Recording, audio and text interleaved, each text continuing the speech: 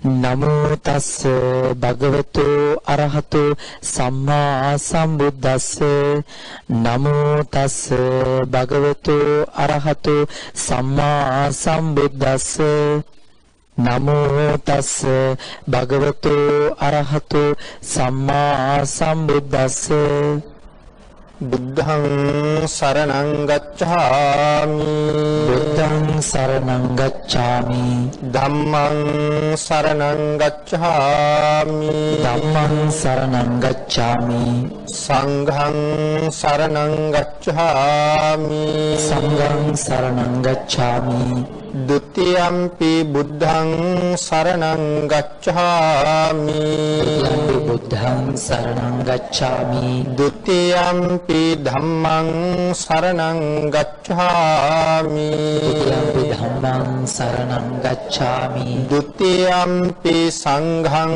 සරණං ගච්ඡාමි සංඝං සරණං ගච්ඡාමි තතියම්පි බුද්ධං සරණං ගච්ඡාමි බුද්ධං සරණං ගච්ඡාමි තතියම්පි ධම්මං සරණං ගච්ඡාමි ධම්මං සරණං ගච්ඡාමි තතියම්පි සංඝං සරණං ගච්ඡාමි යම්පි සංඝං සරණං ගච්ඡාමි සරණාගමනං සම්පුන්නං ආමබන්තේ පානාති පාතා වේරමණී සික්ඛාපදං සමාදියාමි පානාති පාතා වේරමණී සික්ඛාපදං සමාදියාමි අදින්නාදාන වේරමණී සික්ඛාපදං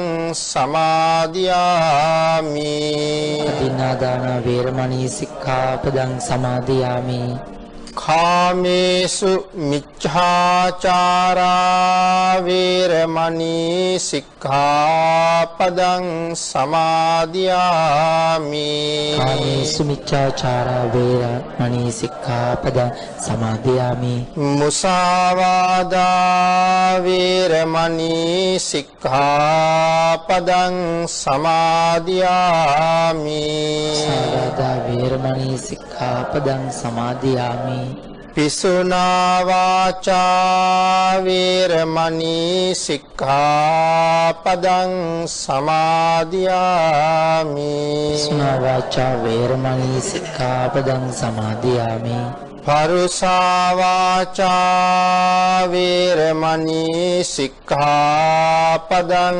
සමාදියාමි පරුසා වාචා වේරමණී සික්ඛාපදං සමාදියාමි සම්පප්පලාපා වේරමණී සික්ඛාපදං සමාදියාමි සම්පප්පලාපා වේරමණී සික්ඛාපදං සමාදියාමි මිච්ඡා ආජීවා වේරමණී සික්ඛාපදං සමාදියාමි චාජීවා වේරමණී සික්ඛාපදං සමාදියාමි තිසරණේන සද්ධින් ආජීව අට්ඨමක සීලං ධම්මං සාදුකං සුරක්ඛිතං කତ୍වා අප්පමාදේන සම්පාදේ තබ්බං ආමබන්තේ සාදු සාදු සාදු සමන්තා චක්කවාලේසු අත්‍රා ගච්ඡන්තු දේවතා සද්ධම්මං මුනි රාජස්ස සුනන්තු සග්ග මොක්ඛදං ධම්ම ශ්‍රවණ කාලෝ අයං භදන්තා ධම්ම ශ්‍රවණ කාලෝ අයං භදන්තා ධම්ම ශ්‍රවණ කාලෝ අයං භදන්තා නමෝ තස්ස භගවතු අරහතු සම්මා සම්බුද්දස්ස නමෝ තස්ස භගවතු අරහතු සම්මා සම්බුද්දස්ස නමෝ තස්ස භගවතු අරහතු සම්මා සම්බුද්දස්ස සද්ධර්ම ශ්‍රාවක කාරුණික ගුණගරුක බෞද්ධ පින්නතුනි බොහෝම ශ්‍රද්ධාවෙන් යුක්තව මේ සැදී පැහැදී සූදානම් වෙන්නේ තථාගත ශාන්තිනායක සම්මා සම්බුදු පියාණන් වහන්සේ ලෝක සත්වයන් පිළිබඳව අනන්ත අප්‍රමාණ දයාවෙන් කරුණාවෙන් යුක්තව අවබෝධ කරගෙන දේශනා කොට වදාළ අති උතුම් ශ්‍රී සද්ධර්මයෙන් අබමල් රේණුවකටත් වඩා අඩු ධර්ම කාරණාවක් පැහැදිලි කරගන්න පහුගිය සති දෙකක කාලය තුල පැය 4ක ධර්ම දේශනාවක් අපි සිද්ධ කළා. මේ විශේෂ සූත්‍ර දේශනාවක් මහා සමය සූත්‍ර දේශනාව පදනම් කරගෙන ඒ දේශනාවේ තවත් එක ධර්ම දේශනාවක් තමයි අද දවසේ සිදු කරන්න සූදානම් වෙන්නේ. අද පැයක දේශනාවකින් ධර්ම දේශනාව නිමා කරන්න කල්පනා කළා. සමහර වෙලාවට ඊළඟ සතියේ දේශනාව ඉවර කරන්න පුළුවන් වෙයි. ඊසරේ අපි නතර කරනකොට බුදු පියාණන් වහන්සේ තීරණය කළා මේ රැස් වෙලා ඉන්න අප්‍රමාණ වූ දේව ගණයා භාග්‍යවතුන් වහන්සේ අපේ නමත් කියයිද කියලා බලාපොරොත්තු වෙනවා. ඒ නිසා මේ සියලු දෙනාගේම සිතුවිලි දිහා භාග්‍යවතුන් වහන්සේ බැලුවා.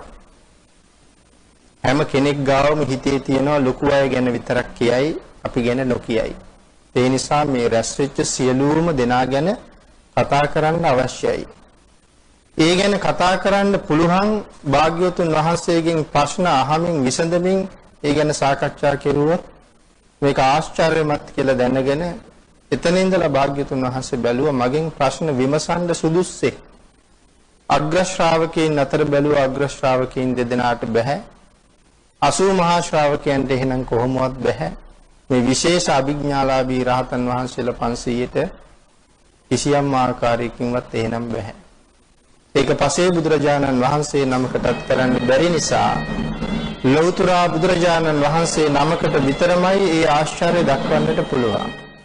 ඒ නිසා භාග්‍යවතුන් වහන්සේ නිර්මාණය කරගන්න බුදුරුවක් භාග්‍යවතුන් වහන්සේ ළඟට වැඩමවලා භාග්‍යවතුන් වහන්සේ අදිෂ්ඨාන කරන ආසනයේ වඩා හිඳවගෙන උන්වහන්සේගෙන් භාග්‍යවතුන් වහන්සේ මේ බුදුරුව නිර්මාණය කරන්නෙම භාග්‍යවතුන් වහන්සේගෙන් ප්‍රශ්න අහන්නයි. එහෙනම් නිර්මාණය කරපු බුදු පියාණන් වහන්සේ බුදුරජාණන් වහන්සේගෙන් ප්‍රශ්න අහනවා භාග්‍යවතුන් වහන්සේ විසඳනවා. මේ කාරණාව එදා අපි කෙටියෙන් සාකච්ඡා කළා. මේ අති උත්තමයන් වහන්සේලා දෙනමක් එකතැන වාඩි වෙලා ඉන්නකොට විශ්වය හරියට ස්වර්ණමය චෛත්‍ය ගර්භයක් වගේ දිලිසුණා කියලා සඳහන් කළා. ඉතින් මම මුලින්ම සඳහන් කළා මේ සූත්‍ර දේශනාව හරියටම සාකච්ඡා කරලා ඉවර කරන්න නම් සූත්‍ර දේශනා 7කුත් ජාතක කතා 5කුත් සාකච්ඡා කරන්න අවශ්‍යයි කියලා. නිර්මිත බුදු පියාණන් වහන්සේ අපේ බුදු පියාණන් වහන්සේගෙන් අහන ප්‍රශ්න සියල්ලම සම්මා පරිබ්බාජනීය සූත්‍රයේ තමයි සඳහන් වෙන්නේ. නිසා මේ ප්‍රශ්න ටික දැනගන්න නම් සම්මා පරිබ්බාජනීය සූත්‍රයත් සාකච්ඡා කරන්න වෙනවා. නිර්මිත බුදුරජාණන් වහන්සේ භාග්‍යවතුන් වහන්සේගෙන් අහපු පළවෙනි ප්‍රශ්නය ඒක විතරක් අපි සඳහන් කරලා මහා සමයට ලැබෙනවා. පළවෙනි ප්‍රශ්නේ අහනවා පුච්ඡාමි මුනිං පහූත පඤ්ඤං තින්නම් පාරංගතං පරිනිබ්බුතං තිතත්තං නෙක්ඛම්ම ගරා පනුප්පකාමා කතම් බික්ඛු සම්මාසෝ ලෝකේ පරිබ්බජෙය්‍ය. මේ භාග්‍යතුන් වහන්සේගෙන් අහපු ප්‍රශ්නය. උච්චාමි මුනින් පහූත පඤ්ඤං. උච්චාමි කියන්නේ අසමි. උච්චාමි මුනින් පහූත පඤ්ඤං. මහා ප්‍රඥ වූ චතුර්ෝගය සතර ඕගය තරණය කළා වූ නිවනේ පරතරට ගියා වූ සව් කෙලෙස් නැසුවා වූ අටලෝ දහමින් නොසැලෙන්නා වූ ලෝක ධාතුවේ කම්පා නොවෙන්නා වූ කිසිම දෙයකට ඇලෙන සිත් නැත්තා වූ මහා වීරයන් වහන්සේ ඔබ වහන්සේගෙන් මෙසේ විමසමි. මේ බුදු පියාණන් වහන්සේමයි අහන්නේ. මහා වීරයන් වහන්සේ ඔබ වහන්සේගෙන් මෙසේ විමසමි. ප්‍රශ්නය අහනවා නෙක්ඛම්ම ගරා අනුප්පකාමා. නෙක්ඛම්ම ගරා මේ ගිහි ගෙදරින් නික්මිච්ච අනුප්පකාමා සියලුම කාමයන් අතහැරියා වූ කතම් බික්ඛු සම්මාසෝ ලෝකේ පරිබ්බජෙය්‍ය. ඒ ප්‍රකට මහන මේ ලෝවේ මොනවට තව වෙසෙනවද ලෙඩින් කියලා තමයි අහන්නේ.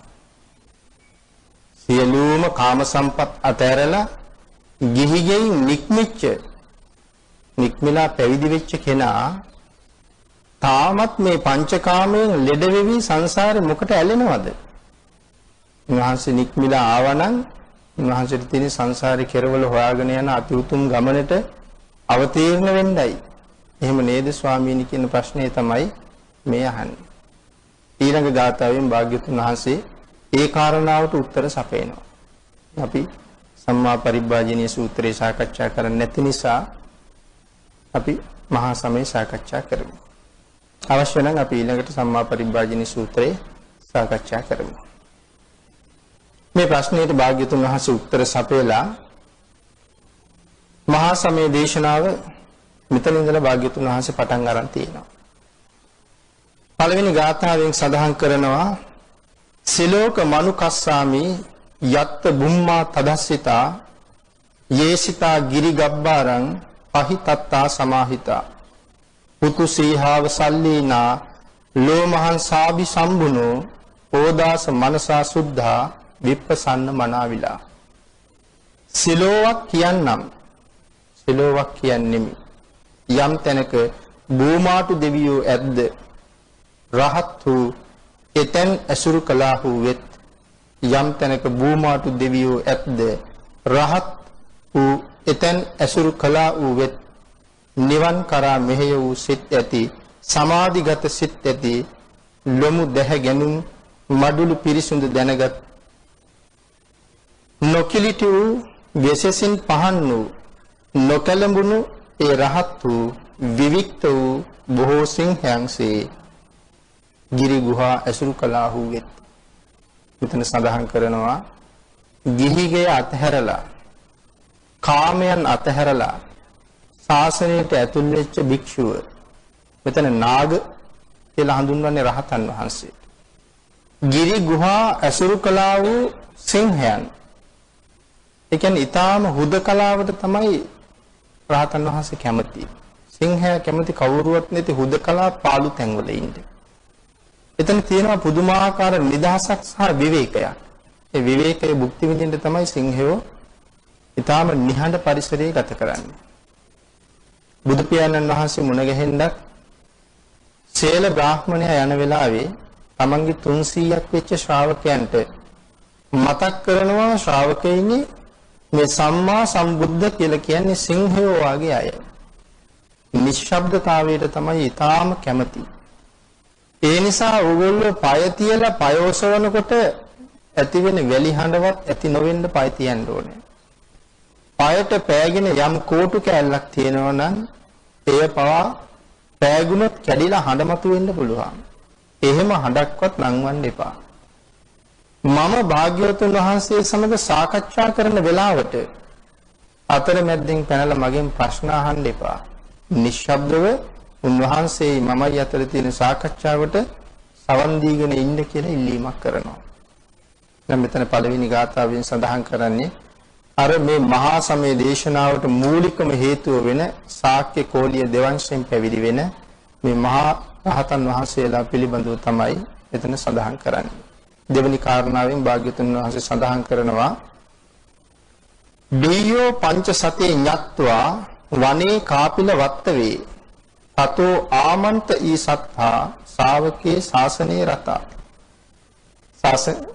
ශාවකේ ශාසනේ රති කිඹුල්වත් පුරේ අසල වනේහි ශාස්ත්‍රූහු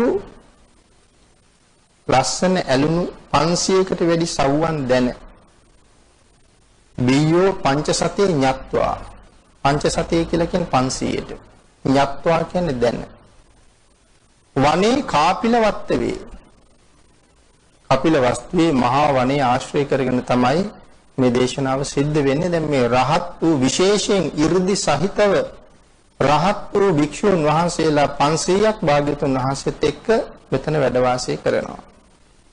තතෝ ආමන්තේ සත්තා ශාවකේ ශාසනේ රතේ ශාස්ත්‍රූන් වහන්සේ සමග දෙසෙන ශාසනයෙහි ඇලුනා වූ ශාවකේ ශාසනේ රතේ ශාසනයෙහි ඇලුනා වූ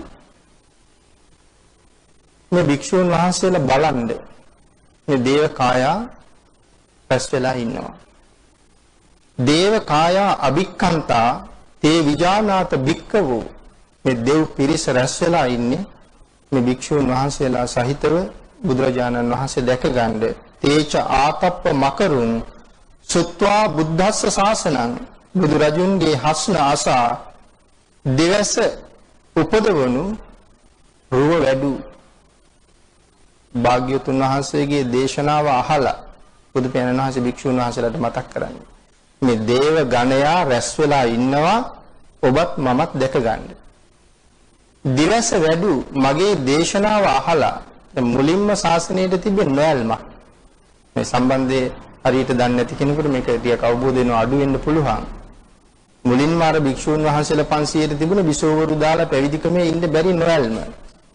ඒ වෙලාවේ තමයි භාග්‍යවතුන් වහන්සේ මේ භික්ෂුන් වහන්සේලා කුණාල පොකුණ ළඟට එක් කරගෙන ගිහිල්ලා ගිහි බැඳුම් කඩලා දාලා ශාසනයේ ඇල්ම ඇති කරලා මේ අභිඥා සහිතව මගඵල ලැබුවේ. දැන් උන්වහන්සේලාට අභිඥා ලැබිලා තියෙන සෝවාන් මාර්ගයත් එක්කම. නමුත් අභිඥාව ලැබුණා අභිඥාව තියෙන බව දන්නවා තාම අභිඥාව පාවිච්චි කළේ නැහැ. මේ ලැබුණ අලුතමනේ. තාම කවුරුවත්ම අභිඥාව පාවිච්චි කරලා නැහැ. ඒ නිසා මතක් කරන්නේ භාග්‍යවතුන් වහන්සේගේ දේශනාව අහලා අභිඥාව ලැබලා අභිඥාවෙන් පෝෂණයටපත් වෙලා ඉන්න අය රුව වැඩු ඒ දේව රූපයන් බලන්න. දැන් මේ අභිඥාව යොදලා ඒ දේව රූපයන් බලන්න කියලා භාග්‍යතුන් වහන්සේ භික්ෂුන් වහන්සේලාට ඉල්ලීමක් කරනවා. භූමාටු කායික දෙවිවරු මහා වනේ ආශ්‍රය කරගෙන පොළව ආශ්‍රය කරගෙන ජීවත් වෙන අය භූමාටු දෙවිවරු කියලා සඳහන් කරන්නේ ඒ අයට. ඊළඟට සඳහන් කරන භාග්‍යතුන් වහන්සේ තේසං පාතුරහු ඥානං අමනුස්සාන දස්සන තේසං පාතුරහු ඥානං අමනුස්සාන දස්සන ඒ ඥානයේ උපදවලා ඒ ඥාණයෙන් අමනුස්සාන දස්සයන් අමනුෂ්‍යව බලන්න. මෙතන අමනුෂ්‍ය කියලා සඳහන් කරුවට අපි කතා කරන අමනුෂ්‍ය කියන්නේ එහෙම නෙවෙයි. මේගොල්ලෝ භූමාටු දෙවිවරු සහ භූමාටු යක්ෂ කියන නමිනුත් හඳුන්වනවා. භූමාටු යක්ක කියලා හඳුන්වනවත් භූමාටු දේව කියලා හඳුන්වනවත් මේක පිරිසක්. ඒ නිසා බලන්න කියන අමනුස්සාන දස්සනන් කියන්නේ මනුස්ස නොවන අය. මේගොල්ලෝ දේව කායික. අපිට අමනුස්ස කියපු ගමන් හැඟෙන්නේ වෙන අර්ථයක්. නමුත් මෙතන අමනුස්ස කියලා කියන්නේ මනුස්ස නොවන අය.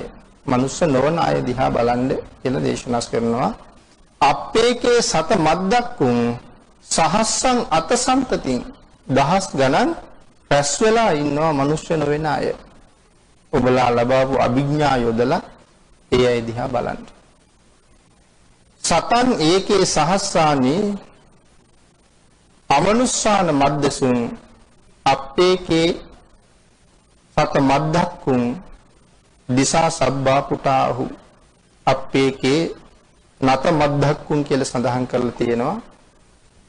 මේ බුරුම පිටකයත් ලංකා පිටකයත් අතර සමහර වෙලාවට අකුරක හමාරක වෙනසක් තියෙනවා.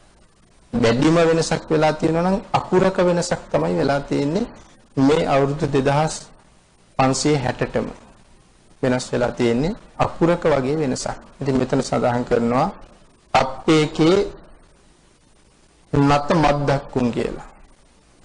සමහර තැනක අප්පේකේ සත මද්දක්කුන් කියලා සඳහන් කරනවා. ඉතින් මේ අකුරක වගේ වෙනසක් ඒක තේරුමට මහා ලොකු බලපෑමක් කරලා නැහැ. ඇතැම් මහණ කෙනෙක් දහසක් අමනුෂ්‍යයන් සියසින් දුටුවහ. සමහර භික්ෂුන් වහන්සේලා අමනුෂ්‍යෝ 1000ක් තමන්ගේ අභිඥාවෙන් දැක්කා. ඇතැම් මහණ කෙනෙක් අමනුෂ්‍යෝ දහසක් දුටහ. ඇතැම් මහණ කෙනෙක් දසදහසක් දුටහ. ඇතැම් මහණ කෙනෙක් 70000ක් දුටහ. ඒ අයගේ අභිඥාවෙන් බලාපු හැටියට ඒ අයට මේ දේවකායිකාය දකින්න ලැබුණා. ඇතැම් මහණ කෙනෙක් 10000ක් දුටහ. ඇතැම් මහණ කෙනෙක් අනන්ත දෙවි බඹුන් දුටහ. සියලු දිසාවෝ දෙවි බඹුන්ගෙන් පැතිර පිරීගත්ෝ වූහ. ඒ සඳහන් කළා දෙවි බඹුන් කොහොමද පහළට බැහැලා හිටියේ කියලා. භාග්‍යවතුන් වහන්සේ ළඟට එනකොට එක ඉදිකටු සිදුරකට දෙවිවරු 10 දෙනෙක් බැහැ ගන්නවා. එක ඉදිකටු සිදුරකට. ඒ මහේශාක්‍ය දෙවිවරු. ඉතින් මේ දෙවිවරුන්ගේ විශාලත්වය සඳහන් කළා බ්‍රහ්මකායිකායේ හැම මගධය වාගේ ගම් කීපයක් යට වෙනවා එක බ්‍රහ්ම රාජයෙකුගේ ශරීරයට. මගධය කියලා කියන්නේ ඉතා විශාල භූමියක්. අපේ පළාතකටත් වඩා සමහරලාට මගධ කියන එක ජනපදයක් ලොකුයි. ඉතින් එවන් ගම් කීපයක් යට වෙනවා එක බ්‍රහ්ම රාජයෙකුට. ඒ වාගේ විශාල ශරීර තියෙන අය තමයි ඊටාම චූටි ශරීර බවට පත් කරගෙන ඉදිකටු සිදුරක් ඇතුළට මේ 10 දෙනෙක් බැහැලා ඉන්නේ. භාග්‍යවතුන් වහන්සේ ළඟම ඉන්නකොට 10යි, ටිකක් ඈතට යනකොට සිදුරට 20යි, 30යි, 40යි, 50යි, අන්තිමට 60ක් බැහැලා හිටිය කියලා සඳහන් කරනවා එක ඉදිකටු සිදුර ඇතුළට. අපි සඳහන් කළා එදා දේශනාව කරන වෙලාවේ බිමින් දුමක් ගැහුවා නම් ඒ දුම අහසට ගියේ නැහැ කියලා. දුමක් නොයන තරමට මේගොල්ලෝ එක තැන හේතු වෙලා පුදුමාකාර නිහතමානී විදිහට නැත්නම් ඇඟේ ගෑවෙනකොට තරහ එනවා. නමුත් මේ ඊටාම ඉහළ කායික සැප තියෙන අය එක තැන මේ විදිහට කිටියේ හිර වෙලා ඉඳලා තියෙන්නේ. ඒ නිසා සඳහන් කරනවා දෙවි බඹුන් සියලු දිසාවෝ දෙවි බඹුන්ගෙන් පිරි පැතිරී තිබුණා. සමහර භික්ෂුන් වහන්සේලා මේ සියලුම දිව්‍ය රාජවරු දැක්කා. පංච සබ්බේ අභිඤ්ඤාය වවක්කිත්වාන චක්කුමා තතෝ ආමන්ත ඊ සත්තා ශාවකේ ශාසනයේ රතේ. පසස් ඇති ශාස්ත්‍රඥ වහන්සේ ඒ සියල්ල වෙසසින් නුවණින් දැන වෙන්කොට දැන ඉක්බිති සස්නෙහි ඇලුණු ඒ සිය සව්වන් බනවා. පසස් ඇති භාග්‍යවතුන් වහන්සේ ඇස් පහක් තියෙනවා. ඇස් පහ පිළිබඳව මේ සූත්‍රයේ අගට අපි සාකච්ඡා කරනවා. පසස් ඇති කියලා සඳහන් කරන්නේ ඒකයි. උන්වහන්සේ ඒ නිසා මේ සියලුම දේවගණයා දැකලා බලලා ශාසනයේ ඇලිච්ච තමන්ගේ ශ්‍රාවකයන් බණවා කියලා කියන්නේ ශ්‍රාවකයන්ට ඒ කාරණාව කියලා උනන්දු කරවලා සත් දේව කායා අභික්ඛන්තා තේවිජා නාත භික්කවෝ යේ වෝහං කිත්ත ඉස්සාමි ගිරාහි අනුපොබ්බසෝ.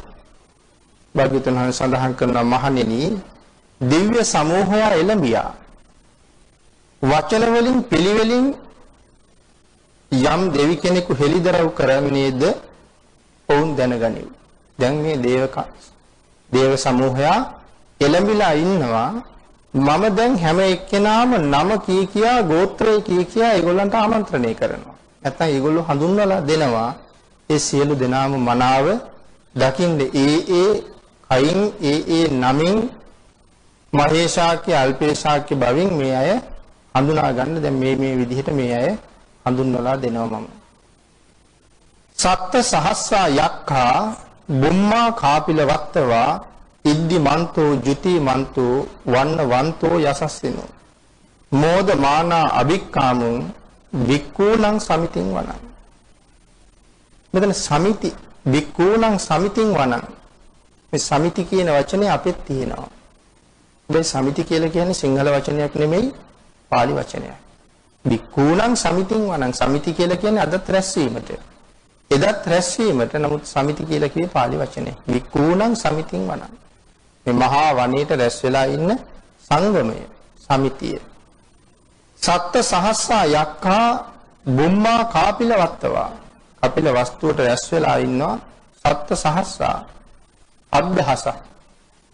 7000ක් දෙනා රැස් වෙලා ඉන්නවා.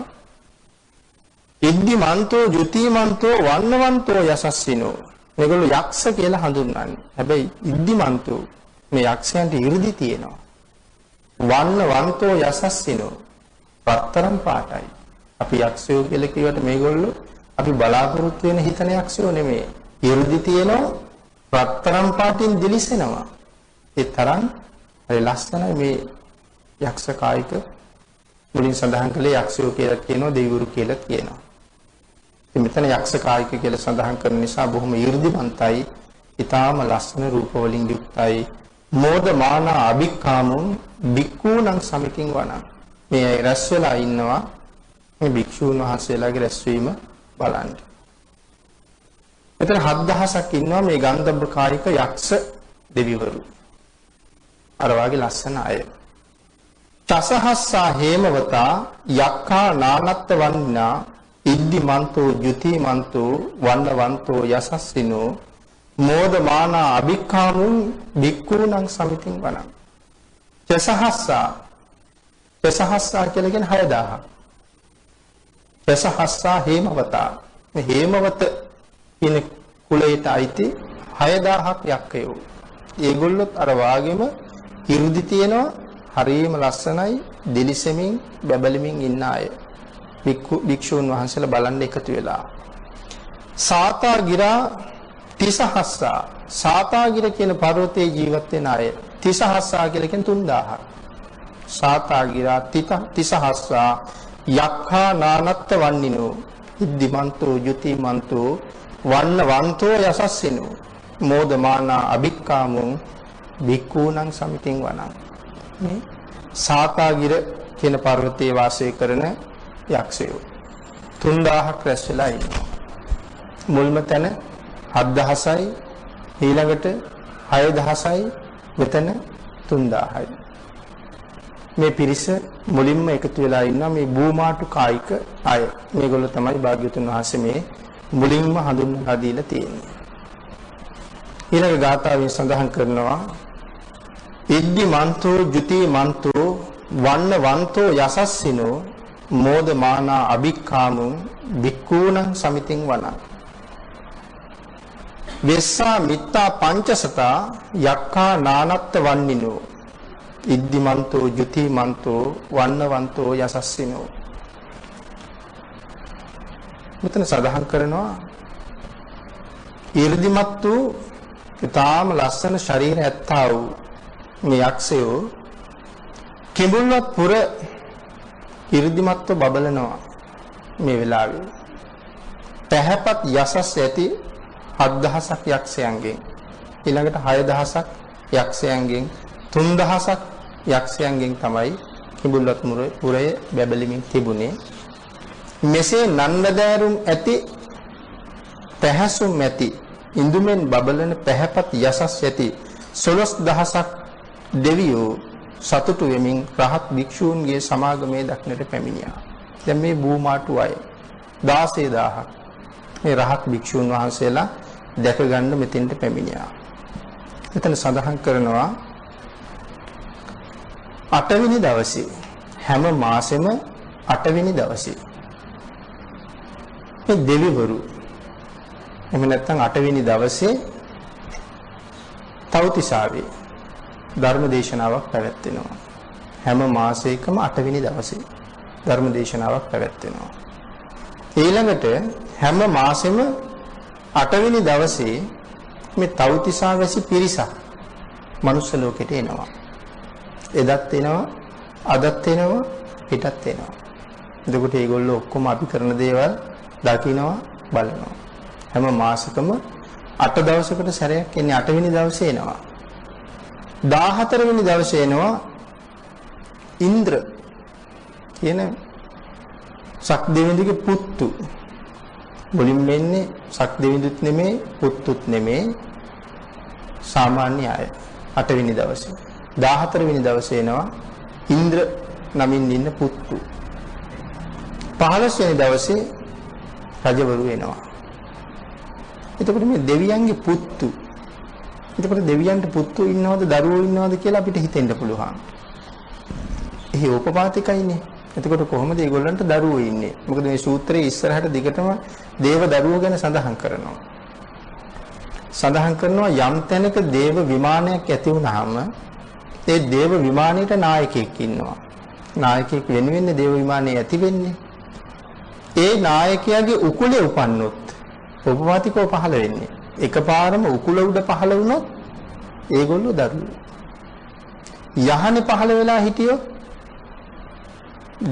දේවතාවියක් නම් යහනේ පහළ වෙලා හිටියොත් එයා අග්‍රමහේශිකාව බවට පත් කර ගන්නවා. දේව විමානේ තව තැන් වල පහළ වෙලා හිටියොත් ඒගොල්ලෝ අග්‍රමහේශිකාවට පල්ලෙහින් ඉන්න අනික් පරිවාර මහේශිකාව බවට පත් වෙනවා. උකුලේ උපන්නොත් දරුවෝ බවට පත් වෙනවා. මෙතන ඉන්ද්‍ර නමින් ඉන්න පුතුන් කියලා සඳහන් කරනවා. 15 වෙනි දවසේ රජවරු වෙනවා. ඒ කියන්නේ 15ක දවසේ 15 වෙනි දවසේ එදාට රජවරු වෙනවා. ඊළඟට තමයි සුධර්මා දේව සභාවට රැස් වෙලා මේගොල්ලෝ සාකච්ඡා කරනවා මේ මනුස්ස ලෝකේ ඉන්න අය කරන දේවල් පිළිබඳවත් ඒ සාකච්ඡාවට භාජනය වෙනවා. විශේෂයෙන් පන්සිල් රකින්න පින් කරන අය දිහා බලලා යනවා කියලා සඳහන් කරනවා. එහෙම ගිහිල්ලා ඒගොල්ලෝ සතුටු වෙනවා. අපිට පින් අනුමෝදන් කරනවා මේගොල්ලෝ පින් කරලා. ඉතින් එහෙම අයට ප්‍රාර්ථනා කළත් නොකළත් උන්වහන්සේලාගේ ආශිර්වාදය නිරන්තරයෙන් ලැබෙනවා උන්වහන්සේලාට පින් දෙන නිසා. ඊළඟ ගාථාවෙන් සඳහන් කරනවා කුම්භීරෝ රාජගහිකෝ වේපුල්ලස්ස නිවේසනං බීයෝ නං සතසහස්සං යක්කානං පෛරුපාසති. කුම්භීරෝ රාජගහිකෝ රජගහ නුවර වැසි කුම්භීර නම් යක් සෙනවියෙක් වෙයි. රජගහ නුවර වාසය කරන යක්ෂ සේනාධිපතියෙක්. එයාගේ නම කුම්භීර. විපුලගිරි පව්ව ඔහු වසන තැනය. විපුලගිරි කියන පර්වතයේ ඔහු ජීවත් වෙන තැන. 100,000කටත් වැඩි යක්ෂයෝ ඔහු ඇසුරු කෙරෙති. 100,000ක් යක්ෂයෝ ඊට වඩා වැඩි ප්‍රමාණයක් ඔහු ඇසුරු කරමින් ජීවත් වෙනවා. රජගහ නුවර වැසි ඒ කුම්භීර තෙමේ භික්ෂූන්ගේ සමාගමේ බලන්න ඇවිල්ලා ඉන්නවා. මේ කුම්භීර කියන යක්ෂයා 100,000කට වඩා තමන් සමග ඉන්න අය අඩගහගෙන විපුලගිරි පර්වතයෙන් බහලා මේ භික්ෂූන්ගේ සමිතිය බලන්න ඇවිල්ලා තියෙනවා. පුරිමංච දිසං රාජා දත රට්ටෝ තම්පසාසති ගන්ධබ්බානං ආධිපති මහරජා යසස්සිසු. පුරිමංච දිසං රාජා විරූඩක මෙතන සඳහන් කරනවා පුරිමංච දිසං රාජා. ඊළඟට විරූඩ කාටද අපි විරූඩ කියලා කියන්නේ? සතරවරන් දෙවියන්ගෙන් එක්කෙනෙක්. පුරිමංච කියලා මෙතන සඳහන් කරන්නේ පූර්ව දිශාව බාරගෙන ඉන්න කෙනා. පුරිමංච දිසං රාජා. දත රට්ටෝ තම්පසාසති ගන්ධබ්බානං ආධිපති. ගාන්ධර්වයන්ට අධිපති. ගන්ධබ්බ කායික දෙවිවරු. මේගොල්ලෝ බොහොම පහළ මට්ටමේ ඉන්නේ. ගන්ධබ්බ කායික දෙවිවරු. ගන්ධබ්බ කියන එක අර්ථයක් තමයි මේ සුවඳ ආග්‍රහණය කරලා ජීවත් වෙන අය. ආහාර ගන්න සුවඳ තමයි ආග්‍රහණය කරන්නේ. සමහර වෙලාවට අපි වර්තමානයේ සලකන දේවාල ඒ ආශ්‍රය කරගෙනත් මේ ගන්ධබ්බ කායික දෙවිවරු ඉන්නවා. අපි ගෙනියන පළතුරු වට්ටි අපි කවදාවත් දැකලා නැහැ. දෙවියෝ අනුභව කරලා එහෙම තියෙනවා.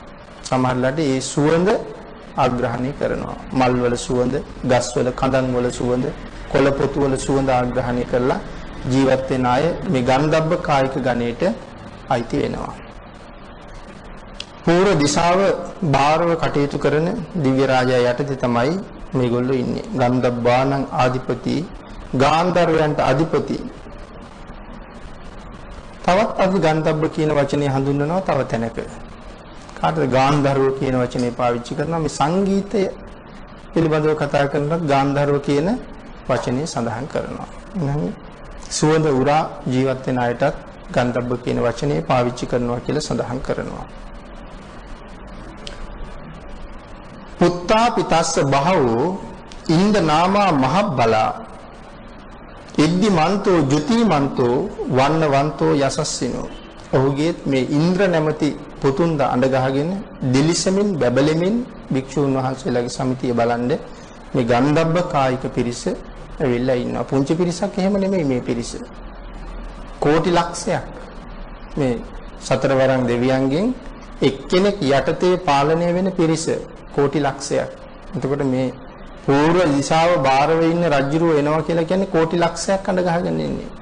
ඉතින් එතකොට සක්වල පිරෙනවා කියන එක ඉතින් කෝටි ලක්ෂයක් මෙතෙන්ට 10000ක් සක්වල වලින් එකතු වෙන්නේ. එතකොට මේ සක්වලේ පූර්ව දිශාව බාරව ඉන්න කෙනා කෝටි ලක්ෂයක් අඬ ගහගෙන එනකොට 10000ක් සක්වලක 10000ක් එනවා. එතකොට එක්කෙනෙක් කෝටි ලක්ෂය අඬ ගහගෙන ඉන්නේ.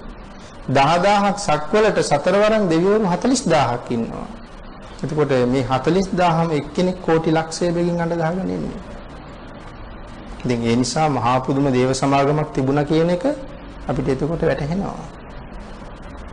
දක්ඛිනංච දිසං රාජා විරෝල්හෝ තම්පසාසති කුම්බණ්ඩානං ආදිපති මහා රාජා යසස්සිනෝ උත්තාපිතස්ස බහවෝ ඉන්දනාමා මහබ්බලා ඉද්දිමන්තෝ ජුතිමන්තෝ වන්නවන්තෝ යසස්සිනෝ මෝදමානා අභික්කාමුං වික්ඛූණං සමිතින් වනං. දක්ෂිණ දිශාව බාහිරව ඉන්න කෙනා පූර්ව දිශාව බාහිරව හිටපු කෙනා ආවා. දක්ෂිණ දිශාව බාහිරව ඉන්න කෙනා විරෝල්හෝ තම්පසාසති කුම්බණ්ඩානං ආදිපති කුම්භාණ්ඩයන්ට අධිපති. ඉතනත් කෝටි ලක්ෂයක් අඬ ගහගෙන ඉනවා. මේ ඔක්කොමත් ඊටාම වර්ණවත් අය. බටහිර දිශාව බාහිරව ඉන්න කෙනා පච්චිමංච දිසං රාජා විරූපක්ඛෝ තම්පසාසති විරූපාක්ෂ දිව්‍ය රාජයා නාගානං ආදිපති මහරජා යසස්සිසු මහා යසස් ඇති නාගයන්ට අධිපති විරූපාක්ෂ නම් මේ දිව්‍ය රාජයා කෝටි ලක්ෂයක් අඬ ගහගෙන එනවා. ඉතින් 10000ක් සක්වලින් එනකොට කෝටි ලක්ෂයව 10000ක් විරූපාක්ෂ කියන දිව්‍ය රාජවරු 10 දෙනෙක් යටතේ 10000ක් යටතේ එනවා. උත්තරංච දිසං රාජා කුවේරෝ තම්පසාසති උතුරු දිශාව බාර කුවේර නමින් හඳුන්වන වෙසමුනි රජුරු. කුවේර නමින් උපදින්නේ නම්බුනාමේ වෙසමුනි. අපි වෛශ්‍රවණ කියන නමින් හඳුන්වනවා. යක්ඛානං ආදිපති මහරජා යසස්සිසු යක්ෂයන්ට තමයි අධිපතිකම දරන්නේ. යක්ෂයෝ විශාල පිරිසක් අඬ ගහගෙන ඉන්නේ. යක්ෂයෝ අර අපි මුලින් සඳහන් කළා කොයි වගේ යක්ෂයෝද මේ අඬ ගහගෙන ඉන්නේ කියලා.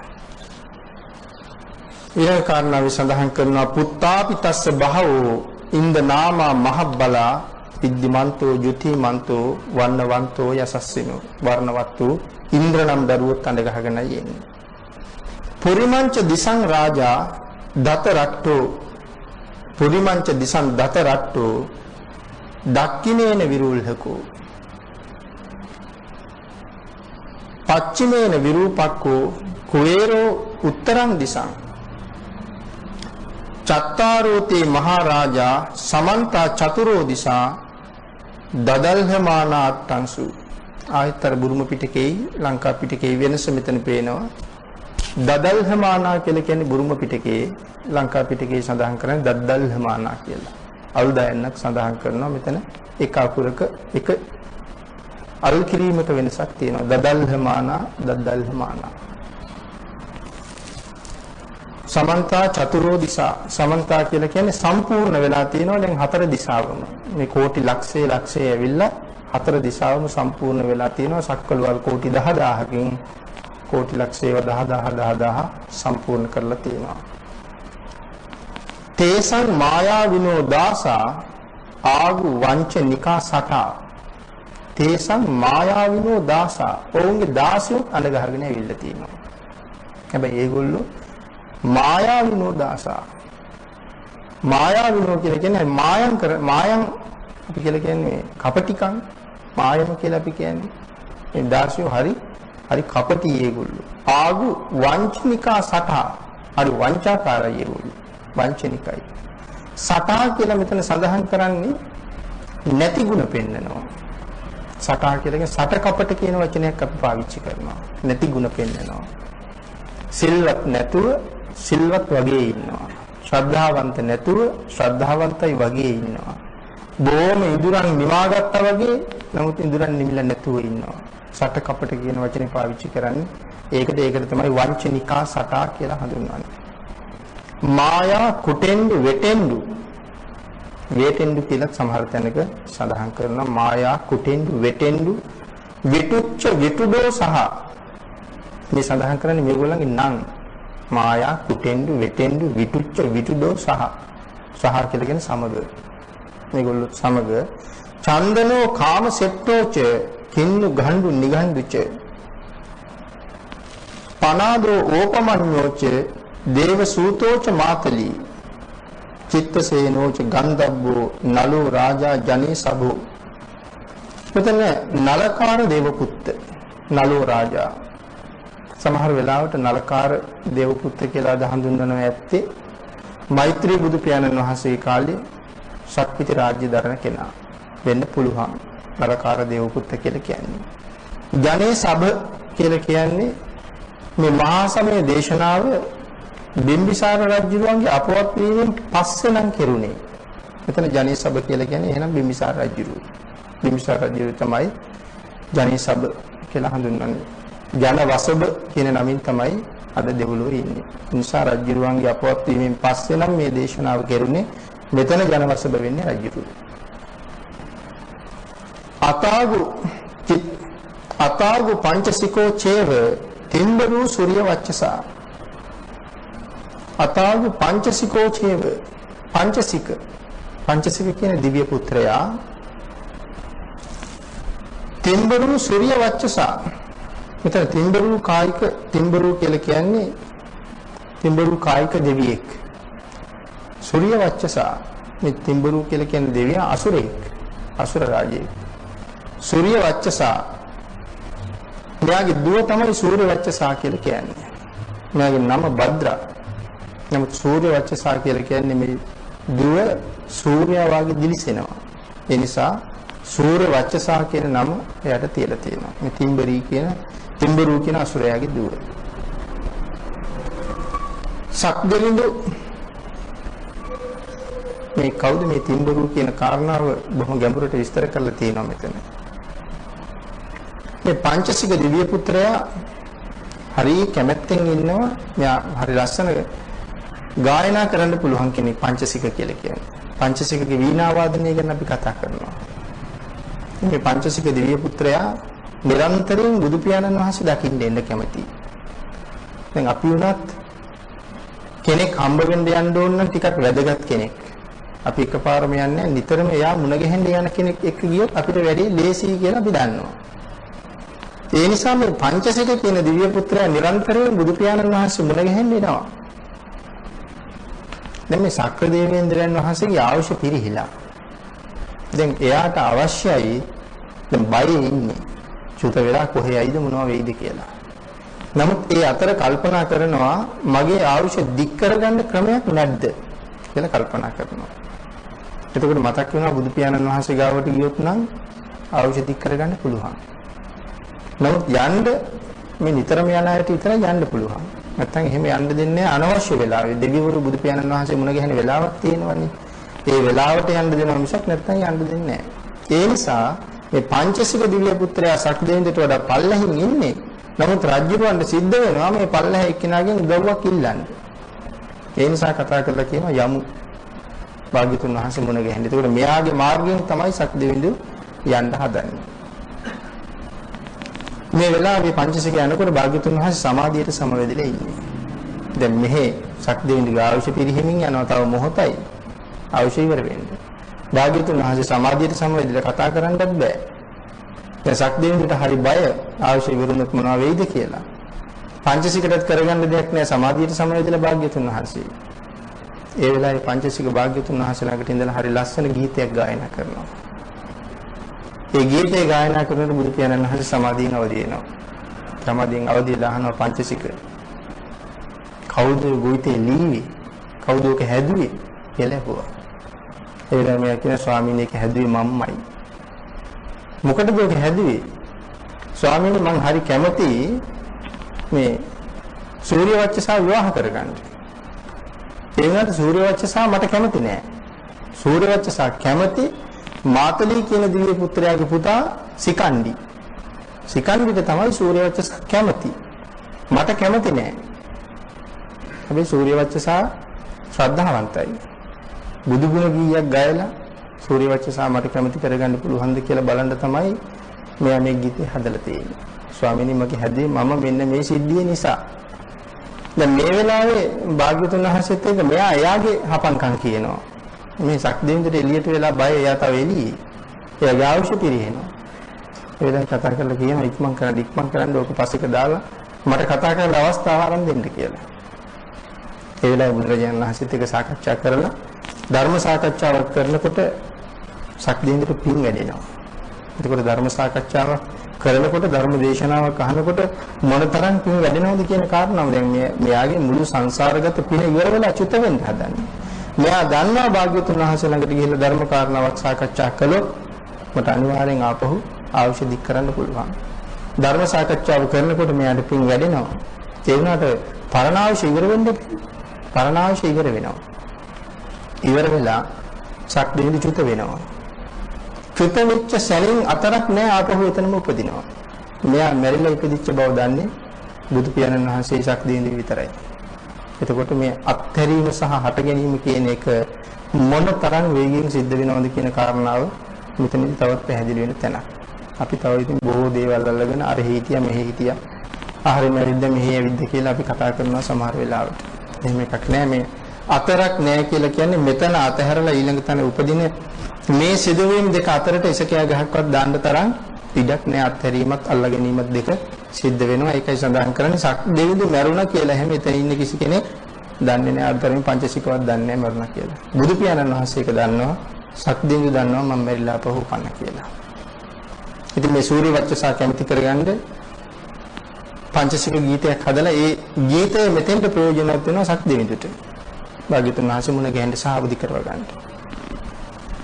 තේච අඤ්ඤේච රාජානෝ ගන්ධබ්බාසහ රාජුබී මෝදමානා අභික්ඛාමෝ බික්ඛූණං සමිතින් වනං. තේච අඤ්ඤේච රාජානෝ ගන්ධබ්බාසහ රාජුබී. මෙතන මෝදමානා කියන වචනයෙන් සඳහන් කරන්නේ හැද අපි මේ මෝදමානා කියන වචනේ හැමතැනම සඳහන් කෙරුවා. සතුටු සිත් ඇති කියන අර්ථයේ තියෙන්නේ. තුටු පහටු. එහෙම නැත්නම් සතුටු සිත් ඇති කියන අර්ථය තමයි මෝදමානා අභික්ඛාමෝ. බික්ඛූණං සමිතින් වනං බොහොම සතුටින් මේ භික්ෂු සංගමේ බලන්න රැස්වීම බලන්න මේ මෙතෙන්ට එකතු වුණා. අතාගු නහසා නාගා මෙතන සමහර තැනක නබසා නාගා කියලා සඳහන් කරනවා. මෙතන නහසා නාගා කියලා සඳහන් කරනවා. අතාගු නහසා නාගා වේසාලාසහ තච්චකා කම්බලස්ස තරා ආගු පායාගා සහ ඥාතිබිහි. කම්බලස්ස තරා ආගු කම්බලස්ස කියලා සඳහන් කරලා එතන කම්බල අස්ස කියන වචන දෙකක් සඳහන් කරන්නේ නම් දෙකක් තියෙන කම්බලස්ස. අතාගු නබසා නාගා මේ ගුරුලන්ට වඩා බලවත් නාගයෝ. සාමාන්‍ය නාගයා ගුරුලට බයයි. මෙතන සඳහන් කරන මේ නාගයෝ කම්බල සහ අස්සකර කියන නාග කුල.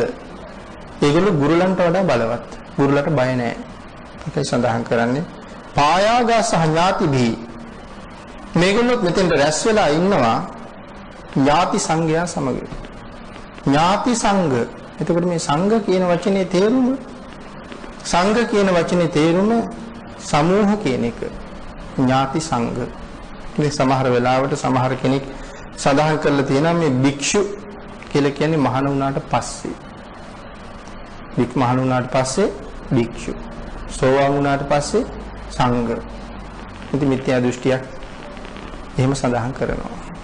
බොහොම ප්‍රසිද්ධයි අපේ රටේ සඳහන් කරනවා විද්‍යුත් මාධ්‍යය පවා. භික්ෂු කියලා කියන්නේ මහාන වුණාට පස්සේ සංඝ වෙන්නේ සෝවාන් වුණාට පස්සේ. ඉතින් අවදීන් ඉන්නවනම් අපි දන්නවා කොහොමද සඳහන් වෙන්නේ කියලා. නමුත් බුදු පියාණන් වහන්සේගේ දේශනාවේ එහෙම එකක් නෑ. නිග සංඝ කියලා මෝ සමූහය. කුක්කුර සංඝ, බලු සංඝ සඳහන් කරලා තියෙනවා බලු සමූහය. කුක්කුර සංඝ කියලා කියන්නේ රැස් වෙච්ච තැන සමූහය කියන අර්ථය. දැන් මෙතන මේ මහණුනහම භික්ෂු සෝවාන් වුණාම සංඝ කියන එකක් බුදු ශාසනයේ නැයව මිත්‍යා දෘෂ්ටිවල. ඉතින් මේ වාගේ දේශනාවල් වල සමහරලාට බොහෝ මිත්‍යා දෘෂ්ටි ඛණ්ඩණය වෙනවා. ඒක භාග්‍යවතුන් වහන්සේ අපෙන් බලාපොරොත්තු වෙච්ච කාරණාවක්. මිත්‍යා දෘෂ්ටි අනිවාර්යෙන් ඛණ්ඩණය කරන්න ඕනේ ශාසනයේ ඉදිරි පැවැත්ම උදෙසා. යාමුනා දතරට්ඨෝච ආගු නාගා යසස්සිනෝ ඒරාවනෝ මහා නාගෝ සෝපාග සමිතින් වනං. යමුනා නදී තීරේ සිටින මේ නාගයෝ එක්ක ඒරාවන නැත්නම් අයිරාවන කියන නාගයා නාග ගෝත්‍රිකෙක් මෙයා දේව පුත්‍රයෙක් නාග ගෝත්‍රිකෙක් මෙයත් මේ භික්ෂු සමිතිය බලන්න එනවා. මේ නාග නැත්නම් ඒරාවන පිළිබඳව හරියට වරද්ද ගන්නවා සමහර වෙලාවට මේ අයිරාවන කියන වචනේ සමහර තැනක සමහර අය කතා කරනවා මේ රාවණා දෙවියෝ කියලා කෙනෙක් ගැනයි කියන්නේ කියලා. අයිරාවන කියලානේ කියන්නේ. දැන් මේ රාවණ ආපහු මිත්‍යා දෘෂ්ටිය. මෙතන අයිරාවන කියලා කියන්නේ රාවණෙක් ගැන එහෙම සඳහන් කරලා නෑ බුදුදහමේ කොහෙවත්. මෙතන අයිරාවන කියලා කියන්නේ දේව පුත්‍රයෙක් ගැන. මේ දේව පුත්‍රයා විශේෂයි. අද සක්දෙවිඳු වෙලා ඉන්නේ මගමානවකට හිටියා යාළුවෝ 33 දෙනෙක්. මේ යාළුවෝ 33 දෙනයි මගමානවකයි පිළිබඳව රජුරවන්ට පිරිසක් ගිහිල්ලා ගතු කීවා. ඒ ගතු අහලා කේලම් අහලා රජුරෝ මේගොල්ලෝ ගැන අකමැති වුණා. මේගොල්ලෝ ගැන අකමැති වෙලා නියම කරනවා මේ 33 දෙනාම ඇතාලගුව පාගවල මරන්න කියලා. මගමානවක අදිෂ්ඨානයක් කරනවා අපි වැරද්දක් කරලා නැත්තම් මේ ඇතා අපි පාගන්නේ නැහැ. දැන් පාගන්න ගෙනහිල්ලා දානවා. ඇතා කවුරුවත් පාගන්නේ නැහැ. රජුරන්ට පුදුමයි. රජුර අහනවා එයි පැවිදි නැත්තේ මොනවාරි විශේෂ බලයක්වත් තියනවද කියලා ඇහුවා. මගමානවක කියනවා නෑ කිසි බලයක් නෑ. කිසිම බලයක් නෑ. නමුත් අපි අදිෂ්ඨානයක් කළා අපි වැරදි කරලා නැත්තම් මේ තිරිසන් සතා අපි පාගන්නේ නැහැ කියලා. රජුරන්ට ලැජ්ජ හිතුණා. මේ මිනිස්සුන් ගාව තියෙන ගුණ මේ තිරිසන අඳුරගත්තා. මට ඒක තේරුම් ගන්න බැරුව ගියා. අනුන්ගේ කේලම් අහලා මම මේ ගුණවතුන් විනාශ කරලා පව් කරගන්න ලෑස්ති වුණා. ඊට පස්සේ මේ හස්ති රාජයා මගමානවකට දෙනවා. ඔබ කරන පුණ්‍ය කටයුතු ඊට පස්සේ මේ හස්තියාගේ පිටේ ගිහිල්ලා කරන්න. එයත් අඩ ගහගෙන ගිහිල්ලා මේ පින් කරන්න. මග මැරිලා ගිහිල්ලා දෙව්ලොව උපදිනවා. එයාගේ යාළුවෝ 33 දෙනත් එයා පස්සෙම යනවා. ඉතින් මෙතන විශාල ධර්ම කාරණාවක් අනාවරණය වෙනවා කල්යාණ මිත්‍රත්වයේ පිළිබඳව. කල්යාණ මිත්‍රයෙක් පෙරදරි කරගෙන හිටපු නිසා මේ යාළුවෝ 33 දෙනා අදත් දෙව්ලොව රජවරු බවට පත් වෙලා. ඉතින් කල්යාණ මිත්‍රයෙක් හිටපු නිසා මිසක් පාපතරයෙක් ආශ්‍රය කරපු නිසා නෙවෙයි. මේ ඇතත් මැරිලා යනවා. එයා තිරිසන්. නමුත් මෙයත් එක්ක ගියේම පුණ්‍ය කටයුතු වලට. මේ හස්තිය තමයි අයිරාවන නම් ඉපදිලා ඉන්නේ. මෙයා තමයි දේව පුත්‍රයෙක්. දිව්‍ය ලෝකේ තිරිසන්නු නැහැ. ඒකත් මිත්‍යා දෘෂ්ටියක්. දිව්‍ය ලෝකේ කවදාවත් තිරිසන්නු නැහැ. නමුත් සක්දෙවිඳුට ගමනක් බිමනක් යන්න වෙච්චාම අවශ්‍යතාවයක් ඇති වුණාම මේ දේව පුත්‍රයා හස්තියෙක් බවට පත් වෙනවා. එයා හස්තියෙකුගේ වෙස් අරගන්නවා සක්දෙවිඳුට ගමන් බිමන් යන්න.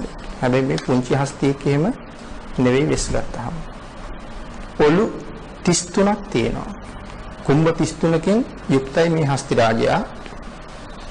සඳහන් කරනවා එක කුම්භයක දල 7ක් තියෙනවා. එක කුම්භයක දල 7ක් තියෙනවා. ඉතින් මේ කුම්භය කොහොමද කියලා හිතා ගන්න ඕනේ. මේ එක දලක් යොදුන් 50ක් විශාලයි. එක දලක්.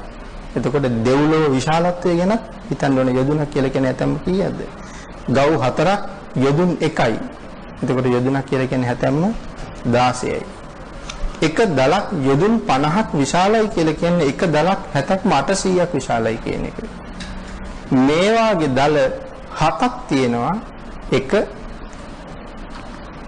මේ වගේ දල 7ක් තියෙනවා එක ඔළුවක.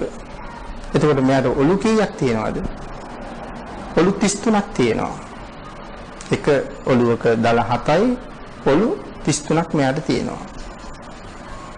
මේ එක දලක පොකුණු 7ක් තියෙනවා. එක දලක පොකුණු 7ක් තියෙනවා. මේ හැම පොකුණකම නෙළුම් මල් පොකුරු 7ක් තියෙනවා. මේ හැම මල් පොකුරකම නෙළුම් මල් 7ක් තියෙනවා. හැම නෙළුම් මලකටම මල් පෙති 7ක් තියෙනවා.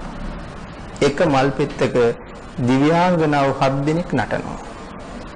එතකොට එක නෙළුම් මලක දිව්‍යාංගනාව 49ක් එක මලක නටනවා. 49 ඒවා 7ක් මල් පොකුරක නටනවා. දල මත ඒ වගේ පොකුරු 7ක් තියෙනවා. මේ දල සහිත එක කුඹයක් උඩ එක දෙවි කෙනෙකුගේ ආසනයේ පිහිටලා තියෙනවා. මැද ආසනයේ සක් දෙවිඳු ඉන්නවා. ඉතුරු ආසන දෙපැත්තේ ආසන 32 අනික් දිව්‍ය රාජවරු මෙයත් එක්ක දෙව්ලොව ගියපු අය. මේ සියලු දෙනා ඒ දලවල වාසය කරනවා.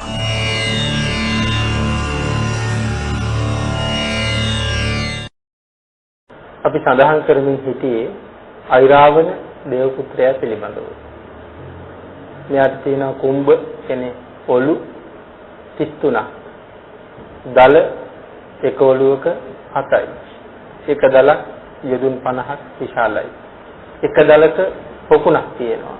මේ දලක් යොදුන් 50ක් 70ක් 800 කියහම මේ පොකුණක් ඒ තරම් විශාලයි. එහෙමනම් මේ නෙළුම් අපි සඳහන් කරන නෙළුම් එහෙම නෙවෙයි. අපි මේ එක පෙත්තක දිව්‍යාංගනාව 8 දෙනෙක් නටනවා. ඉතින් 7 දෙනෙකුට සංගණයක් ඉදිරිපත් කරන්න ශක්තිමත් නෙළුම් පෙත්තක් මේක. මේ තරම් විශාලයි මේ මල් පොකුර සහ මල් පොකුණු සියල්ලම. සඳහන් කරලා තියෙනවා පොකුරක මල් 7යි, එක මලක පෙති 7යි, එක පෙත්තක දෙවඟනන් 7 දෙනයි. ඒ කියන්නේ එක මලක දිව්‍යාංගනාවන් 49ක් රංගනයක යෙදලා ඉන්නවා. එක පොකුරක දිව්‍යාංගනාවන් 343ක් එක පොකුරක රංගනයක යෙදලා ඉන්නවා. එතකොට මේ එක දල නැත්නම් එක කුඹයක තියෙන දල 8ක ඉන්න දිව්‍යාංගනාවන් ප්‍රමාණය 2401ක්. එක ඔළුවක තියෙන මේ දල ටිකේ ඉන්න දිව්‍යාංගනාවන් ප්‍රමාණය 2401ක් රංගනයක් ඉදිරිපත් කරනවා. ඒ ඉදිරිපත් කරන්නේ එහෙනම් එක රජෙක් වෙනුවෙන්. දැන් එක හිසක ඉන්න එක රජෙක් නේ. ඒක රජෙක් වෙනුවෙන් තමයි මේ රංගනය ඉදිරිපත් කරන්නේ. එතකොට මේ අයිරාවන හස්තියා කොච්චර විශාලද? එහෙමනම් මේ තාවතින්ස කියන දිව්‍ය ලෝකයේ කොයිතරම් විශාලද? හැතපොම් 800ක් විශාල දල 7ක් තියෙනවා මෙයාට. එතකොට ඒවන් දල කීයක් තියෙනවද මෙයාගේ මුළු ශරීරය පුරා? එහෙනම් මෙයාගේ ශරීරය කොහොමද? සඳහන් කරනවා මැද තියෙන හිස උඩ යොදුන් ගණනක් විශාල සප්ත රතනමය ආසනයක් තියෙනවා. සප්ත රතනයෙන් හැදිච්ච ආසනයක් තියෙනවා. ඒක තමයි සක්දිවිලි ආසනය. යොදුනක් උස කොඩි තියෙනවා මේ ඔළුව උඩ. මේ කොඩිගස් අග දැල් විශේෂයක් තියෙනවා. සඳහන් කරනවා හුළඟට මේ දැල් වලින් සංගීතමය හඬක්, කිංකිණි රාව නංවන හඬක් මේ දැල් හෙල වෙනකොට ඇති වෙනවා කියලා. මේ සක්දිවිලි ඉන්න ආකාරය තමයි මේ කාරණා ටික තියෙන්නේ. සුධර්මානම් දේව සභාව සඳහන් කරනවා යොදුන් මේකේ නැගලා සමහරලාට රජුරෝ දේව සභාවට යන්නේ. ඒකනේ මේ හස්තියා දේව සභාවට ඇතුල් වෙනවා. ඉතින් මෙයා ඇතුල් වෙන සභාව කොහොම තියෙන්නද? සුධර්මා දේව සභාව. යොදුන් 900ක් විශාලයි කියලා සඳහන් කරනවා සුධර්මා දේව සභාව. 16 900න් ගුණ කරලා බලන්න. කොයිතරම් සතපුන් ගණනකින් විශාලද කියලා. මේ දේව සභාවට ගිහිල්ලා තමයි අර මනුස්ස ලෝකෙට ඇවිල්ලා බලාගෙන සාකච්ඡා කරගෙන හොයාගෙන ගියපු තොරතුරු ඔක්කොම සාකච්ඡා කරන්නේ. පින් කරන අය ගැන සතුටු වෙනවා, පව් කරන අය ගැන අසුත වීමටපත් වෙලා දුකටපත් වෙනවා. ඉතින් මේ දේව සභාවේ ධර්ම සාකච්ඡා සහ ධර්ම දේශනත් පැවැත්වෙනවා. සුධර්මා කාලේ නමින් තියෙන සභාවද මේ. මගමානවකට දිරින්දෑවරු 4 දෙනෙක් ඉන්නවා. එක දිරින්දෑවක් සුධර්මා. මග බොහෝම පින්කම් කළේ. ඉතින් මග එක අවස්ථාවක අම්බලමක් හදනවා. විශේෂ පහසුකම් සියල්ලකදීම සමන්විත වෙච්ච අම්බලමක් තමයි හදන්නේ. ස්වාමියා අම්බලම හදන වෙලාවේ බිරිඳ තවත් මෙතනට උදව් උපකාර කරමින් කටයුතු කරනවා. ඒ නිසා මේ සුධර්මා කියන බිරිඳ වෙනුවෙන් තමයි මේ සුධර්මා කියන දිව්‍ය ස්වභාව පහළ වෙන්නේ. ඊළඟට මෙයා අනිත් විශ්ව තමයි නන්දා. නන්දා මෙයා හදන අම්බලම ළඟ පැම් පොකුණු හදනවා. මේ අම්බලමේ නතර වෙන අයට පහසුකම් සලසා ගන්න ඕනේ නිසා නාගන්න ශරීරය සපවත් කරගන්න පැම් පොකුණු. නන්දා වෙනුවෙන් පහළ වෙලා තියෙන විශාල පොකුණක්. දෙව්ලොව විශාල ඊටම අලංකාර සිසිල් ජලයෙන් පිරිච්ච මල් පිපුණ පොකුණක් නන්දා වෙනුවෙන් පහළ වෙනවා. චිත්‍රා වෙනුවෙන් යොදුන් 500ක චිත්‍ර ලතා වනය. මේ චිත්‍රා මේ අම්බලම වටේට ගස් කොළන් හිටෙව්වා. හේවන වැටෙන්නේ. පරිසරය ලස්සන වෙන්න. මල් ගස්, පළතුරු ගස්, හේවන තියෙන ගස්. ඒ නිසා මෙයාගෙන් යොදුන් 500ක චිත්‍රලතා වනය නිර්මාණය වෙලා තියෙනවා. හතරවෙනි එක්කෙනා තමයි සුජාතා. සුජාතා හැබැයි මේක පින්කමක්වත් කරන්නේ නැහැ. සුජාතා තමයි බාලම බිරිඳ, හතරවෙනි බිරිඳ කිසිම පින්කමකට සම්බන්ධ වෙන්නේ නැහැ. අනිත් සහෝදර බිරිඳවල තුන්දෙනාමත් මගමානුවකත් මෙයා නිතරම දැනුවත් කරනවා පින්කම් කරගන්න ජීවිතේ නිකන් ජීවිතේ ඛණ්ඩණය වෙන්න කැඩිලා ගෙවිලා විනාශ වෙලා යන්න ඉඩ දෙන්න එපා. ජීවිතේ පිනෙන් පෝෂණය කරගන්න. උනාට මෙයා මොනවද කරන්නේ? සුජාතගේ වැඩේම රූපලාවන්‍ය. කියන්නේ තමන්ගේ රූපය ලස්සන කරගන්නවා. මූණ හදා ගන්නවා. අතපය හදා ගන්නවා. රෝමගස් ඉවත් කරගන්නවා. විවිධ දේවල් කරලා එයා තමන්ගේ ශරීරය ලස්සන කරන gadawල තමයි යෙදিলা හිටියේ. සුධර්මට ඊට එහා ජීවිතයක් තිබුණේ නැහැ කියලා මේ කාරණාව එහෙම සඳහන් කරනවා. මග මැරිලා ගිහිල්ලා සක්දෙවිඳු හැටියට උපදිනවා. එයාගේ යාළුවෝ ටිකක් දෙව්ලොව උපදිනවා. එයාගේ බිරින්දවරු තුන්දෙන තමන් ආශ්‍රය කරගෙනම දෙව්ලොව එනවා. ටික දවසකින් මෙතුමා බලනවා සුජාතකෝ කියලා. සුජාතා ඉන්නත් දකින්නවා. සුජාතා ඉපදිලා ඉන්නවා කෙකින්නක් කියලා. කොකෙකුගේ ගැහණු සතෙක්. කෙකින්නක් කියලා ඉපදිලා ඇලග්ගාව ඉඳගෙන මාළු කොට අනුභව කරනවා. එයාගේ වැඩේනේ මාළු කොට ඉන්නවා දකින්නවා. ඒ වෙලාවේ කල්පනා කරනවා මේ අඥාන ස්ත්‍රියට කියපු දේවල් එකක්වත් ඇහුවේ නැහැ ඒ දවස්වල. ඇයි හිතාගෙන හිටියේ ජීවිතේ ඒක කියලා. දැන් අද ඇයට ලැබිලා තියෙන කය කවුරුත් ඒකට ප්‍රිය කරන්නේ නැහැ. මේ කෙකින්නට ප්‍රිය කරන කෙනෙක් කවුරුවත් නැහැ. ඇයට කොහොමද ඒ කය හම්බ වුනේ? මේක අපි හැමෝටම හරි වටින තැන. අපේ ජීවිතවල රැඳවල් නැතුව අපි ජීවිතේ ගත කරන්නේ වෙහෙසෙන්නේ මහන්සි වෙන්නේ ධනෙ හම්බ කරගන්න. ඒ ධනෙ හම්බ කිරීම නෙමෙයි මෙතන වැරද්ද හැටියට සඳහන් කරන්නේ. ධනෙ හම්බ කළා අපි කෙරුවේ මේ කය පෝෂණය කළා. මේ කය කණ්ඩ දුන්නා, බොණ්ඩ දුන්නා, හේදුවා, නෑවුවා, පිරිසිදු කෙරෙව්වා, ඇඳෙව්වා, සුවඳ ගැල්ලුවා, පිරු ගෑවා, මේ බොහෝ දේවල් කරලා මේ කය අලංකාර කර ජීවත් වුණා. බොහෝ දෙනාට මට ධනය ලැබුණේ කොහොමද? ඇයි මට ධනය ලැබෙන්නේ? ඇයි මට කෑම ලැබෙන්නේ? සමහර අය ඉදිල් භාජනයට අත දාලා කනවා. සමහර අය ඉල්ලගෙන කනවා.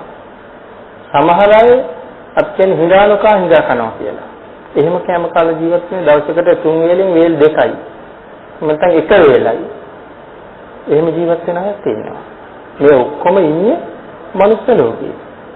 එහෙම පිරිසක් අතර ඇයි මට හිතන හැටියට විපහදම් කරන්න ධනෙ ලැබුණේ? එහෙනම් ඒ වෙන හේතුවක් නිසා නෙමෙයි සංසාරේ හම්බ කරපු ධනය දම්පින් සඳහා ඕන තරම් මේ අත නිදහස් කරලා දුන්න නිසා අල්ලගෙන දීලා නැහැ. අත නිදහස් කරලාම දීලා තියෙන දම්පින් සඳහා. ඒ නිසා අද මේ ජීවිතේ ලැබිලා තියෙනවා. අපිට ඉගෙන ගන්න පුළුවන් වුණේ හැමෝටම ඉගෙන ගන්න බැරි වුණානේ. අපිට ඉගෙන ගන්න පුළුවන් වුණා. අපි උසස් රැකියාව වලට ආවා. සමහර අය ඉගෙන ගත්තා. උපාධියකුත් ගත්තා. ඒ වගේ ජීවිතේ ඉවර වෙන තැනට ඇවිල්ලා අවුරුදු 40ක් 45ක් වෙන්න ඇවිල්ලා තාම රස්සාවක් හම්බුන්නේ නැහැ. එහෙමයි ඉන්නවා අපේ රටේ වුණ තරම්. ඉගෙන ගත්තා උපාධියක් ගත රස්සාව නැහැ. නමුත් සමහර කෙනෙක් මහලුකෝට ඉගෙනගෙන තියෙන උපාධියක් නෑ. නමුත් එයා බොහොම ධනවත්. සමහර කෙනෙක් උපාධිය අරගෙන බොහොම ටික වෙලාවයි ටික කාලයයි එයාට හොඳ රැකියාවකුත් ලැබෙනවා. එහෙනම් මේ ලෝකය පාලනය වෙන ක්‍රමයක් තියෙනවා අපි දන්නේ නැති වුණාට. අපි එදා ක්‍රියාත්මක වෙච්ච හැටියට තමයි ස්වභාව ධර්මය අපට කලකලා තියෙන්නේ. ඒ නිසා මෙදා ලැබිච්ච දේවල් වලින් මේ කයම අලංකාර කර ජීවත් වෙනවට වඩා ඊට අවශ්‍ය දේවල්ම සැප විහරණයම ලෞකික සැපේම හද ඉන්නවට වඩා ආපහු ධනෙ උපයන වැඩ පිළිවෙලකුත් යොදන්න ඕනේ. එහෙනම් ඒකට දම් පින්කම් ඕන තරම් කරන්න ඕනේ. ඊළඟට සිල් තියෙන්නත් ඕනේ. දැන් ඔය කොච්චර සැරසුවත් මේ සරසන කය අපි අරන් යනවද? අරන් යන්නේ නැහැ. ලක්ෂණ කෙඩුවේ, හැඩ කෙරුවේ, සැරසුවේ, ඔප කෙරුවේ මෙහි දාලා යන කය. අරගෙන යන්නේ මොකද්ද? එතකොට අපි මේකෙන් කරගත්ත හොඳ සහ නරක සිතුවිලි පරම්පරාව අරගෙන යන එක. දැන් කල්පනා කරලා බලන්න ඕනේ මේක උපවත් කරලා තිබුණට අරගෙන යන එකත් මේ වගේම ලස්සනද කියලා. අන්න දැන් තේරෙනවා එළවට ගෙනියන කෙනා ලස්සන නැත්තම් ඊළඟට මට හම් වෙන උපතත් ලස්සන නැහැ. මෙහෙන් ඊටාම ලස්සන දෙයක් එහාට ගෙනියන්න පුළුවන් වුණොත් එහෙදි මට ලස්සන කයක් හම්බ වෙනවා. හැබැයි මෙහෙන් ගෙනියන හිත ලස්සන වුනේ නැත්තම් එහෙදි මට හම්බ වෙන්නේ හැමෝම පිළිකුල් කරන කයක්. ගැඩවිලි කියන්නේ කවුද? ගැරන්ඩි කියන්නේ කවුද? පණුවෙක් කියන්නේ කවුද? වෙනත් අප්‍රසන්න සතෙක් කවුද? මෙයාට අපිට තිබිච්ච හැමදේම කාලයක් තිබුණා. එයා පිළිකුල් කරලා චී කියලා ඉවත දානවට වඩා එයා දිහා බලාගෙන මේ ධර්ම කාරණාව හිතන්න පුළුවන් නම් ඔබටත් මට වගේ ලස්සන මනුස්ස ජීවිතයක් තිබුණා. ඔබත් මම පුංචි කාලේ වගේම පෙරපාසල් ගියා. ඔබත් මම පුංචි කාලේ වගේම ශිෂ්‍යත්වයට මහන්සි වුණා. සාමාන්‍ය පෙළ පාස් වෙලා උසස් පෙළ පාස් වෙලා විශ්වවිද්‍යාලෙ ගිහිල්ලා උපාධියකුත් අරගෙන ප්‍රස්තාවකුත් අරගෙන ගෙවල් දොරවල් හදාගෙන ආවාහ විවාහ වෙලා යාන වාහන අරගෙන බොහෝම සැපට සමාජයේ උජාරුවට ජීවත් වෙනවා. ඒ ඔක්කොම දේවල් ඔබ සම්පාදනය කරගත්ත පෙර ඔබ කරලා තිබිච්ච දේවල් ඔබට පිහිට වෙච්ච හින්දා. හැබැයි ඒ ජීවිතෙන් ඔබට පෙර දේවල් භුක්ති විඳින්න අවශ්‍ය දේවල් ලබාගෙන ජීවත් වුණා මිසක් එකක් අමතක වුණා. බොහෝ දෙනාද සමාජය අමතක වෙනවා වගේම අර ඔක්කොම කරන්න ලබන්න මතක තිබුණා සිල් රකින්න අමතක වුණා. ඒක අමතක වෙච්ච හින්දා අර මෙලවින් එලවට ගෙනියන කෙනා ඒ තරම් ලස්සන නෑ. එයා ලස්සන නැති හින්දා එලවදි මට හම්බ වෙන කයත් ඒ තරම් ලස්සන නෑ. එහෙනම් ඒ පණුවටත් අපිට වගේම ජීවිතයක් තිබුණා. දැන් හොඳටම මතකයි අර කිකින්නට තිබුණේ රැජිනකට තියෙන සැප. නමුත් අද කොහෙද එයා ඉන්නේ? එයාගේ හිත ලස්සන තිබුණේ නෑ. එයා කිකින්නක් හැටියට නමුත් කල්යාණ මිත්‍ර ස්වාමියාත් එක්ක පින්කම් කරගත්ත අය අද දෙව්ලොව. ඒ නිසා සක්දේව අනුකම්පා කරලා මෙතෙන්ට එනවා. මෙතෙන්ට ඇවිල්ලා අහනවා කොහොමද දැන්? මොනවද කරන්නේ කියලා අහනවා. ඒ වෙලාවේ මෙයා කියනවා ස්වාමීනි ඔබ වහන්සේ කවුද? ඒයි කියනවා මම තමයි සක්‍රදේවේන්ද්‍ර. මම ඔබේ ස්වාමියා. මම ඔබට එදා කීවා කරගන්න ඕනේ දේ මං කීවා ජීවිතේ. නමුත් ඔබ ඒක සැලකුවේ නෑ. මම ඉන්නේ දෙව්ලොව. ඔබට ඕනද ඔබේ අනිත් ඉහළියේ ටික ඉන්න තැන බලන්න. අනිත් සහකාරියෝ ටික බලන්න. බලන්න නම් ආසයි. මං කොහොමද එහෙ යන්නේ? මම ඒක කියන්න. කියලා සත්දේවි යටි වහන්න කියනවා. බාල තමන්ගේ ආඥාවෙන් එක්ක යනවා. පිරිසෙනෙක් දෙව්ලොව ගෙනියනවා. ඉතින් රජුවන්ට කොහෙද ගෙනියන්න බෑ. එක්ක ගිහිල්ලා අර නන්දගේ පොකුණ ගාව තියෙනවා. කියලා ඇතුළට ගිහිල්ලා කියනවා සුජාත ඇවිල්ලා ඉන්නවා. ගිහිල්ලා බලලා යන්න. මේගොල්ලෝ ඇවිල්ලා බලලා ස්වාමීනි කෝ සුජාතා? ඒ තේන්නේ නැද්ද සුජාතා ඉන්නවා. තිරිසන්නු මෙහෙ නෑ. නමුත් අර පොකුණ ගාව තිරිසනෙක් ඉන්නවා. ඒ තමයි සුජාතා. දැන් මේගොල්ලෝ ගිහිල්ලා සුජාතාව සැනසුවාද? මේගොල්ලෝ ගිහිල්ලා සුජාතා සැනසුවේ නැහැ. මේගොල්ලෝ ගිහිල්ලා කියනවා අයියෝ මෙයාගේ හැටි. දැන් කොහොමද ඇඟ? දැන් කොහොමද ඉන්න දිහා? සැපයිද විඳින ජීවිතේ? දැන් අර ඒ දවස්වල පිරිසිදු කර හිටපු මුහුණකෝ දැන් ලස්සනයිද තියෙන හොට? දැන් කෝ අර එදා තිබිච්ච ලස්සන පාද දැන් නිකන් කෝටු කේරි වගේ පාද දෙකක් තියෙනවා. මේ පොතු දික් වෙලා ඒ වගේ පොතු ගැලවෙනවා. දැන් ලස්සනද දැන් අයියෝ මෙයා කරගත්ත දේ ජීවිතේ ඛණ්ඩණය කරගත්ත හැටි මේ අඥාන තැනැත්තිය කියලා මේගොල්ලෝ මෙයාගේ හිත තවත් පාරලා ආපහු යන්න ගියා. සත්‍යයෙන් දෙයල්ලා අහන මොකද අරගොල්ලෝ කිව්වේ? අනේ ස්වාමීනි මට සතුට වෙන විදිහක් නම් මං සැපවත් වෙන විදිහක් නම් මට කිව්වේ නෑ. මං දුකටපත් කරලා යන්න ගියා. දැන්වත් කැමතිද මෙහෙ එන්න? ස්වාමීනි කැමතියි. මං කොහොමද මෙහෙ එන්නේ? එහෙනම් එන හැටි මං කියන්නම් කියලා ආපහු අර ඇලගාවටම කියනවා.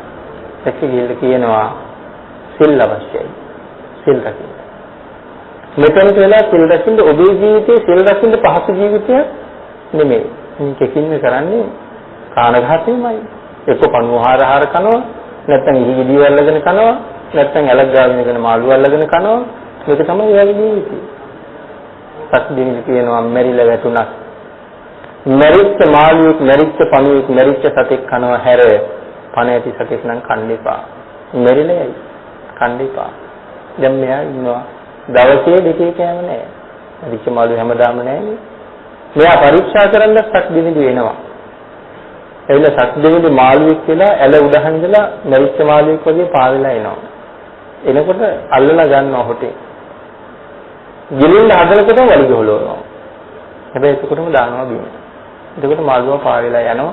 ආපහු එහාට ගිහිල්ලා නැගිටලා ආයෙත් එනවා. පාවෙලා එනවා. ආයෙත් අල්ල ගන්නකොටම වලි ගහලනවා. ආයෙත් අතාරිනවා. කීපවතාවක් මෙහෙම කරනවා. කරලා එනවා. ඇවිල්ලා කියනවා හරි අගෙයි. හරි අගෙයි ඔබේ සීලය. ස්වාමීන් වහන්සේ කොහොමද දන්නේ මගේ සීලය අගෙයි බව? මං තමයි අර මෙරිලා කුමාළුවා. ඒ හින්දා ඔහොමම සිල් රකින්න. වේලිලා ගියක් සිල් කඩන්න එපා. ඉතින් අපිට මේ කතාවෙන් තේරෙන්නේ මේ සීලය කොයිතරම් වටිනවද කියන්නේ. වේලිලා ගියක් ප්‍රාණඝාතය කරගන්න එපා. මේ කෙකින්න කැමනක වේලිලා මැරෙනවා. කෙකින්න කැමනක වේලිලා මැරිලා ගිහිල්ලා බරණස් නුවර පහත් කුලයක ගෙදරක උපදිනවා. ඉපදිලා දැන් තරුණ වයසට ඇවිල්ලා මේක බුද්ධාන්තරයක් නෙවෙයි. සත්‍යෙදි බලනවා සුජාතා නැත්නම් කෙකින්න මැරිලා ගිහින් කොහෙද උපන්නේ කියලා. දකින්නවා අර ගෙදර ඉපදිලා ඉන්නවා. ඊට පස්සේ කල්පනා කරන අයට පිට වෙන්න ඕනේ. මේ කල්යාණ මිත්‍රයන් හැටි. දැන් ඇය තිරිසන් ආත්මෙ නිදහස් කෙරුවා. දැන් ඇය මෙතන පිට වෙලා ඇය කොහොමද දෙව්ලොව ගේන්න ඕනේ. ඒ නිසා ඇයට පිට වෙන්න ඕනේ කියලා මේ රතයක සප්ත රතනයන්ම මේ රතේට අතුරනවා. අතුල්ලා මේ රතයත් අරගෙන එනවා මනුස්ස ලෝකෙට. ඇවිල්ලා මනුස්ස ලෝක වීදියක් ගානේ ඇවිදවිද මෙයා මනුස්ස රූපයක් අරගෙන කියනවා මේ ධනය ඕනම කෙනෙකුට දෙනවා. කැමති කෙනෙක් ඇවිල්ලා මේ ධනය ගන්න කීකියා තමයි යන්නේ. ඉතින් මිනිස්සු සමහර අය මුං අරන් එනවා. මුං අරගෙන ධනය දෙන්නේ. කවුටි අරගෙන ධනය දෙන්නේ. මේ දේවල් අරගෙන ওই රතන අපට දෙන්න. ඒ වෙලාවේ මෙයා කියනවා නෑ. මේ රතන එකක්වත් සල්ලි වලට නම් දෙන රතන නෙමෙයි. මේවා සල්ලි වලට දෙන්නේ නෑ. කාටද ස්වාමීන් වහන්සේ නැත්නම් කාටද ඒවා දෙන්නේ? මෙයා කියනවා මේවා දෙනවා නම් දෙන්නේ සිල් රකින්න කෙනෙකුට මිසක් සල්ලි වලට මේවා දෙන්නේ නෑ. ඉතින් භාග්‍යතුන් වහන්සේ නමක් නැති කාලේ හැටි බුදු පියාණන් වහන්සේ දහම් දේශන්න මැලි වෙනකොට දෙවිවරු මොනවද කියන්නේ? ලෝකේ නැසුණා. ලෝකේ නැසුණා. අපි අනාථයි, අපි ඉවරයි, ලෝකේ විනාශයි. එහෙම කියලා කැළඹෙනවා දිව්‍ය ලෝකේ. මේ බුද්ධත්වයේ ලැබලා මාස 2යි. තාම ධර්මයේ දේශනා කළේ නැහැ. සෑම බුදු කෙනෙකුටම ඇති වෙනවා ධර්මයේ දේශනා කියන්නේ මැලිකම. අපේ බුදු පියාණන් වහන්සේට විතරක් නෙමෙයි ඒක ලෝක ධර්මතාවයක හැටි. සෑම බුදු කෙනෙකුටම මේ මැලිකම ඇති වෙනවා. ඒ නිසා ධර්මයේ දේශනා කරන්නේ නැත්නම් මේ රාගයෙන් රත් වෙච්ච, ද්වේෂයෙන් මත් වෙච්ච, මෝහයෙන් මුලා වෙච්ච ජනයාට මේ ගැඹුරු ධර්මය අවබෝධ වෙනවද කියන ප්‍රශ්නයක් උන්වහන්සේට තියෙනවා. මේ දේශනා කරන්න යෑම මා වෙහෙසටපත් කිරීමක් පමණක් නෙවෙයිද කියලා හිතනකොට තමයි 10000ක් සක්වලවල් කැළඹෙන්න පටන් ගන්නවා. මේ 10000ක් සක්වලවල දෙවිවරු වෙනුවෙන් සහම්පති බ්‍රහ්මරාජයා බුදු පියාණන් වහන්සේ ළඟට එනවා. ඉතින් බ්‍රහ්මරාජයා ආරාධනා කරන්න සමහර විට අවශ්‍ය නැතුව ඇති. භාග්‍යවතුන් වහන්සේට තියෙන ඊට වඩා ඉහළ 이르දි. උන්වහන්සේ දන්නවා මේ ධර්මයේ තේරුම් ගන්න පුළුවන් අය ඉන්න බව. එනිසා ඒක මගේ මතයක්. මට හිතෙනවා කාගෙන් හරි ආරාධනාවක් ලැබෙන තුරුද භාග්‍යතුන් වහන්සේ නිශ්ශබ්ද වෙන්නේ කියලා. මේ අවබෝධ කරගත්ත ධර්මයේ දේශනා කරන්න ආරාධනාවක් කවුරු හරි කරයි. එතෙක් නිශ්ශබ්ද වුණාද කියලා හිතෙනවා. සහම්පති බ්‍රහ්මරාජය ඇවිල්ලා දකුණු ධන මඩල බුදු පියාණන් වහන්සේ ළඟ බිම තියලා එතකොට වම් ධන මඩල ඉහළට එනවා. දකුණු ධන මඩල බිම තියහම වම් අතේ වැලමිට දකුණු පාදයේ ධන මඩල උඩ තියෙනවා. ඊළඟට අද බලන්නකො මේ වැඩි. එතකොට දෝත එකතු කරාම දෝත නළලි කියන්න බෑ. දෝත එකතු කරාම නහය දිහන් කට දිහන් තමයි දෝත හිටින්නේ. භාග්‍යවතුන් වහන්සේ ගාව හිසපාත් නොකරන කිසි කෙනෙක් නෑ. ඒ නිසා මෙයා දෝත නළලි කියන්නේ ඔළුව පාත් කරන්න ඕනේ. ඔළුව පාත් කරලා දෝත නළලි කියලා බුදු පියාණන් වහන්සේට ආරාධනාවක් කරනවා. උත්තේහි විජිත වීර සංඝාමං අනන්ත සත්ත්ව විවර ලෝකේ දෙසස්සු භගවා ධම්මං අඤ්ඤාසාරෝ භවිස්සති. උත්තේහි ජීවර විජිත සංඝාමං පත් මරුන් දිනුවා වූ මහා වීරයන් වහන්සේ ලෝකයට ණය නැති අති උත්තමයන්න් වහන්සේ අවබෝධ කරගත් ශ්‍රී සද්ධර්මයේ ලෝකයට දේශනා කිරීම සඳහා මහා වීරයන් වහන්සේ නැගී සිටිනු මැනවි කියලා ආරාධනාව කරන උත්තේහි වීර කියලා කියන්නේ ඒකයි. ඒ ආරාධනාව කළාට පස්සේ භාග්‍යවතුන් වහන්සේ උත්තරයක් දෙනවා. බ්‍රහ්ම රාජේ අමාදුර ඇරියා සදහැතු සදහමුදත්වා අමාදුර විවෘත කරලායි තියෙන්නේ. මේ අමා දහම් ගඟ කෝටි ලක්ෂයක් පත්වල පුරා ගැලීම ආරම්භ වෙනවා බ්‍රහ්ම රාජයේ. කොහෙන්ද ආරම්භ වෙන්නේ? අපි දන්න ගංගා ගලන්නේ එක තැන් වලින්. අමා ගඟ පටන් ගන්නේ කොහෙන්ද? බරණසීපතනාරාමයෙන්. එතන ගලන්න පටන් ගත්ත අමා ගඟ තවමත් 10000 සත්වලවල් කෝටි ලක්ෂයක් සත්වලවල් සිසාරාගෙන මේ දහම් ගඟ ගලාගෙන හැලෙනවා. පවස තියෙන හැමෝම මේ ගඟෙන් පැන් අරන් පානය කරනවා. හැබැයි මේ පැන් පානය කරපු හැම කෙනෙක්ම සැනසුණා මිසක් දුක්ුනේ නෑ. පිපාසයෙන් පානය කරන්නේ මේ ගඟෙන් පානය කරපු අය සදාකාලික සුවයෙන්ම සැනසෙනවා. ඒ නිසා මේ දහම් ගඟ තාමත් ගලනවා. කැමති අය ඒන් පැන් බොන්නයි තියෙන්නේ. අමාදර විවර කරලායි තියෙන්නේ. ඒ නිසා එහෙමනම් දොරෙන් ඇතුළට ගියොත් තමයි මේ අමාදොර විවර කරපු මන්දිරයේ ඇතුලේ මොනවද තියෙන්නේ කියලා බලන්න වෙන්නේ. ඒ හින්දා ධර්මයේ පිළිබඳව දේශනා කරන තැන භාග්‍යවතුන් වහන්සේ පැහැදිලි කළා ඒහි පස්සිකෝ කියලා. ඇවිල්ලා බලන්න. කොහෙවත් ඉඳලා බලාගෙන මේක කරන්නේ. දැන් ඇවිල්ලා බලන්න ධර්මයේ තුල තියෙන්නේ. පිටපැත්තටලා ඉඳගෙන ධර්මයේ මිහිර පේන්නේ. පේන්නේ නෑ. ඇතුළට ඇවිල්ලා බලාපු කෙනාට තමයි මිහිර දකින්න පුළුවන්. ඉතින් එහෙම ධර්මයක් අපිට තියෙන නිසා අපි තාම ප්‍රමාද වෙන්න අවශ්‍ය නැහැ කොහොමවත්. නමුත් භාග්‍යවතුන් වහන්සේ නැති කාලය ගැන සඳහන් කරන්නයි අපි මේක සඳහන් කිව්වේ. අපි හොඳටම දන්නවා පින මොකද්ද, පව මොකද්ද, කළ යුත්තේ මොකද්ද, නොකළ යුත්තේ මොකද්ද කියලා. මේ කාලේ මිනිස්සුන්ට සල්ලි එපා, මේ ධනය දෙන්න, සල්ලි වලට දෙන්නේ නැහැ කියම මොනවටද දෙන්නේ කියම සිල් කියන අයට කිව්වා. මේගොල්ලෝ අහනවා සිල් කියන්නේ මොනවද? සිල් මොන පාටද? සිල් කොයි වගේද? ඉතින් මේ ධර්මයේ නැති බුදුන් නැති ලෝකෙ හැටි. ඊට පස්සේ මම කියලා දෙනවා සිල් කියන්නේ මොනවද? සිල් කොහොමද? සිල් කොයි වගේද කියලා. මේගොල්ලෝ කියනවා අහවල් පුද්ගලයාගේ දුව සිල් රකින්නවා කියලා එකක් කරනවා. මේ කුඹල්කාර දුවක්. සුජාත ගිහිල්ලා ඉපදිලා ඉන්නේ කුඹල්කාරයෙකුගේ ගෙදර.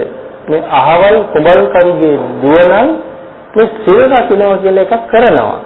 ඉතින් අපි සිල් ගැන මොකුත් දන්නේ නැහැ. එහෙනම් මේ ධනෙ ඔක්කොම ඇයට දෙන්න. ඒ වෙලාවේ මෙයා යනවා මේ කුඹල්කරුගේ ගෙදර. ගිහිල්ලා අහනවා මොනවද සිල් කියන්නේ, මොනවද ඔබ රකින්න සිල්? මෙයා කෙලින්ම කියනවා ස්වාමීනි මම පන්සිල් රකින්නවා. පන්සිල් කියන්නේ මොනවද? මෙයා පන්සිල් කියලා දෙනවා.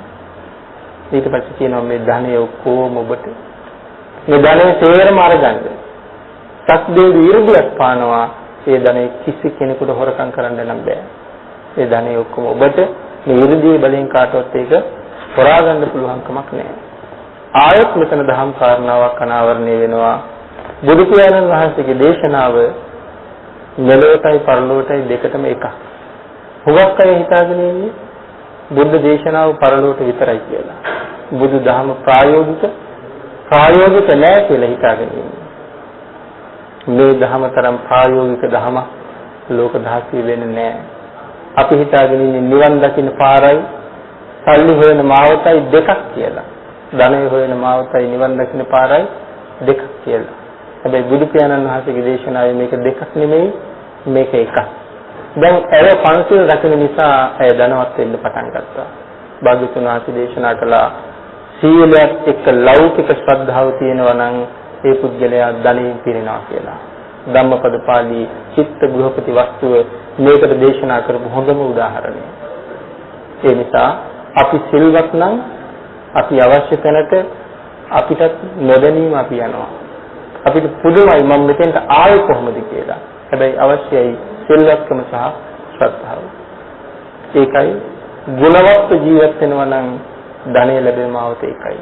ඒකයි සඳහන් කළේ බුදුදහම කියලා කියන්නේ නිවන් දකින්න පාරයි සල්ලි හොයන පාරයි දෙකක් කරගත්ත කෙනෙකුට මේ ධර්ම මාර්ගය යන්න බෑ.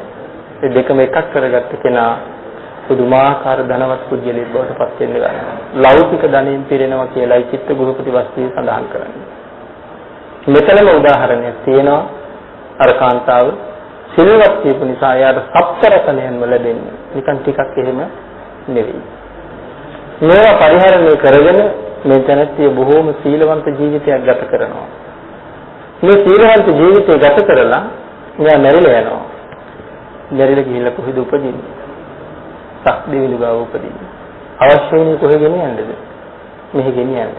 සක්දෙවිඳු ගාවට යන්න කලින් තමයි අපි අර මුලින් කතා කළා අර අසුර රාජයාගේ දේපචිත්තිගේ දුව වෙලා උපදින්නේ.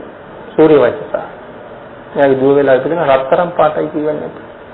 සූර්යයාගේ දිලිසෙනවා. එයි සූර්යයාගේ දිලිසෙන්නේ ආත්ම දෙකක සිල්. මතකද ආත්ම දෙක? කෙකින්න වෙලා රැකපු සීලයයි කුඩල්කර්ගේ දුව වෙලා රැකපු සීලයයි. දැන් එහෙනම් කල්පනා කරන්න වෙනවා මේ රූපය ලක්ෂණ කරන්න තියෙන්නේ මොකද්ද? මේ රූපය ලක්ෂණ කරන්න තියෙන හොඳම ක්‍රමය තමයි සිල් ආරක්ෂා කරන එක. අද සිල් ආරක්ෂා කරනවා කියන්නේ හිත ලක්ෂණයි. අද හිත ලක්ෂණ නම් හෙට මගේ මුළු කයම ලක්ෂණයි. දැන් ආත්ම දෙකක සිල් තමයි ඇය රන්වන් පාටින් උපද්දවන්නේ. පෙර සංසාරේ රකින්න සීලය මේ සංසාරේ විපාක දෙන්න හැකි. දැන් මෙන්නට මේ අසුර රාජයාට අවශ්‍යයි දුව විවාහ කරලා දෙන්න. අසුරෝ පෙළ ගහලා ඉන්නනවා දුව විවාහ කරගන්න තරුණ අය. නමුත් දැන් මේ බොහෝ දෙනා ඉන්නකොට බොහෝ දෙනාට දෙන්න බෑනේ. එතකොට ලොකු ප්‍රශ්නයක්. ඒ නිසා වේදකිත්‍ය අසුරේන්ද්‍රය ප්‍රකාශ කරනවා මගේ දුවට එයා කැමති කෙනෙක් තෝරගන්න අවසර තියෙනවා. දැන් තෝරගන්න දවස තරුණ අසුරයෝ පිරිලා විශාල පිට්ටනියක් වගේ තැනක දෙව්ලොව විශාල ශාලාවක් වෙන්න ඇති. මෙතන එකතු වෙලා මේ විශාල පිරිසක් මේ අසුරේ කොහෙද ඉන්නේ? අසුරේ ඉන්නේ සාගරේ. දෙව්ලොව කිව්වට සාගරේ ආශ්‍රය කරගෙන අසුරේ ඉන්නේ. හැබැයි සඳහන් කරනවා දෙවෙනි දිව්‍ය ලෝකේ තරම් සැප සහිතයි කියලා. සක්දේවි ඉන්න දිව්‍ය ලෝකේ තරම් සැප සහිතයි මේ අසුර විමාන. එතන අර අපි දුක් සහිත අසුර කියන කට්ටිය ගැන නෙමෙයි කතා කරන්නේ. අසුර අපාය ගැන නෙමෙයි. ඉතින් ඒ නිසා රැස් වෙලා ඉන්න දැන් දුවට කැමති කෙනෙක් තෝරගන්න. දැන් සක්දේවිගේ බලාපොරොත්තු වෙනවා මේ අසුරෙක් එක්ක යනවා බලන එක නෙමෙයි Taman ඉන්න තැනට ගෙනියන එක.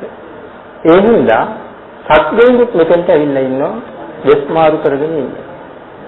මහලු අසුරෙක් හැටියටයි ඉන්නේ. තාම වයසක අසුරෙක්. දැන් ඉන්න ඔක්කොම තරුණ අසුරයෝ එතන ඉන්නවා දැන් මේ සූර්ය වච්චසව බලාපොරොත්තුෙන් ඇවිල්ලා වයසේ කෙරවලට ගියපු අසුරෙක්. දැන් මේ සූර්ය වච්චසව හැමෝම දිහා බැලුවා. එක්කෙනෙක් ගානේ පරීක්ෂාවෙන් බලනවා මූණ දිහා. එහෙම බලාගෙන යනකොට අර වයසක අසුරයව දැක්කා. ඒ දැක්කට පස්සේ සාගරේ රළ නැගෙනවා වගේ සංසාරේ තිබිච්ච ප්‍රේමය මතුවෙන්න පටන් ගන්නවා හිතේ. ඒත් එක්කම Taman යතේ තියෙන මේ කැමැත්ත ඇති වෙන්නේ කවුරු පිළිබඳවද? ඔහුගේ ඇඟට ඒ අතේ තියෙන මල් ටික හිනවා. ඉහළින්ම අර වයසක අසුරයාගේ ඇඟට මේ මල් ටික විසි කරනවා. තරුණ අසුරයෝ ඔක්කොටම ලැජ්ජයිනේ දැන්. ඒ දින් බලාගෙන ප්‍රකාශ කරන අපේ රජුගේ මෙච්චර කාලයක් දුවයිල්ලක කෙනාට දුව දුන්නේ නැහැ. දැන් හොඳයිනේ.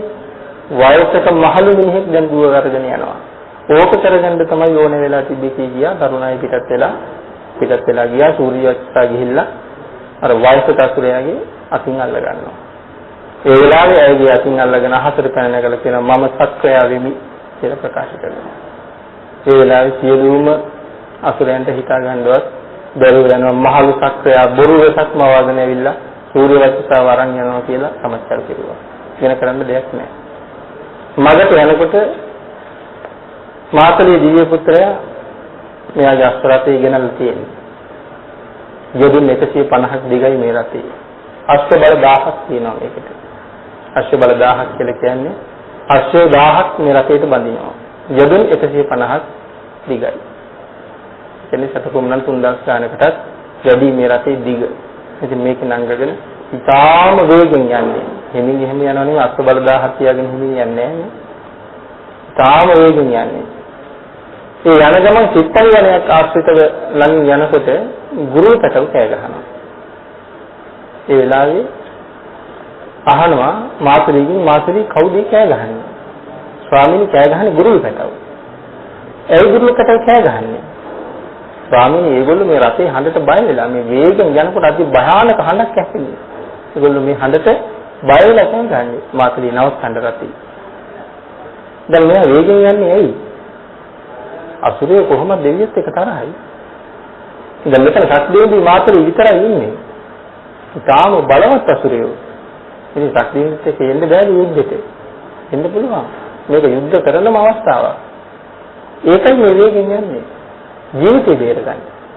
ඒ වෙලාවේ කියනවා මගේ ජීවිතේ වෙනුවෙන් තව අයගේ ජීවිත නැති කරන්න එපා. මං වේගෙන් යන්නේ මගේ ජීවිතේ බේරගන්න.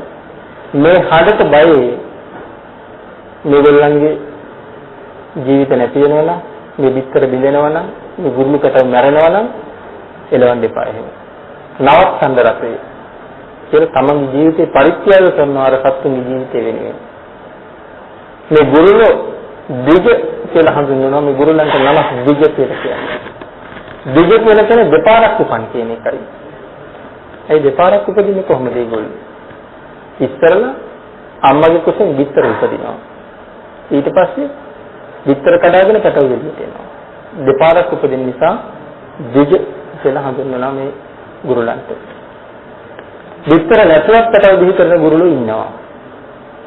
මේ මිනිස්සු උපදින ආකාර හතරෙන්ම ගුරුලෝ උපදිනවා කියලා මෙතන සඳහන් කරනවා. නමුත් මේ සිත්පල යන්නේ ඉන්න අය දිග කියලා හඳුන්වලා තියෙනවා.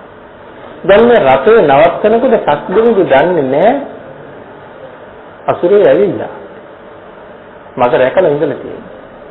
නමුත් රතේ නැවතුවා.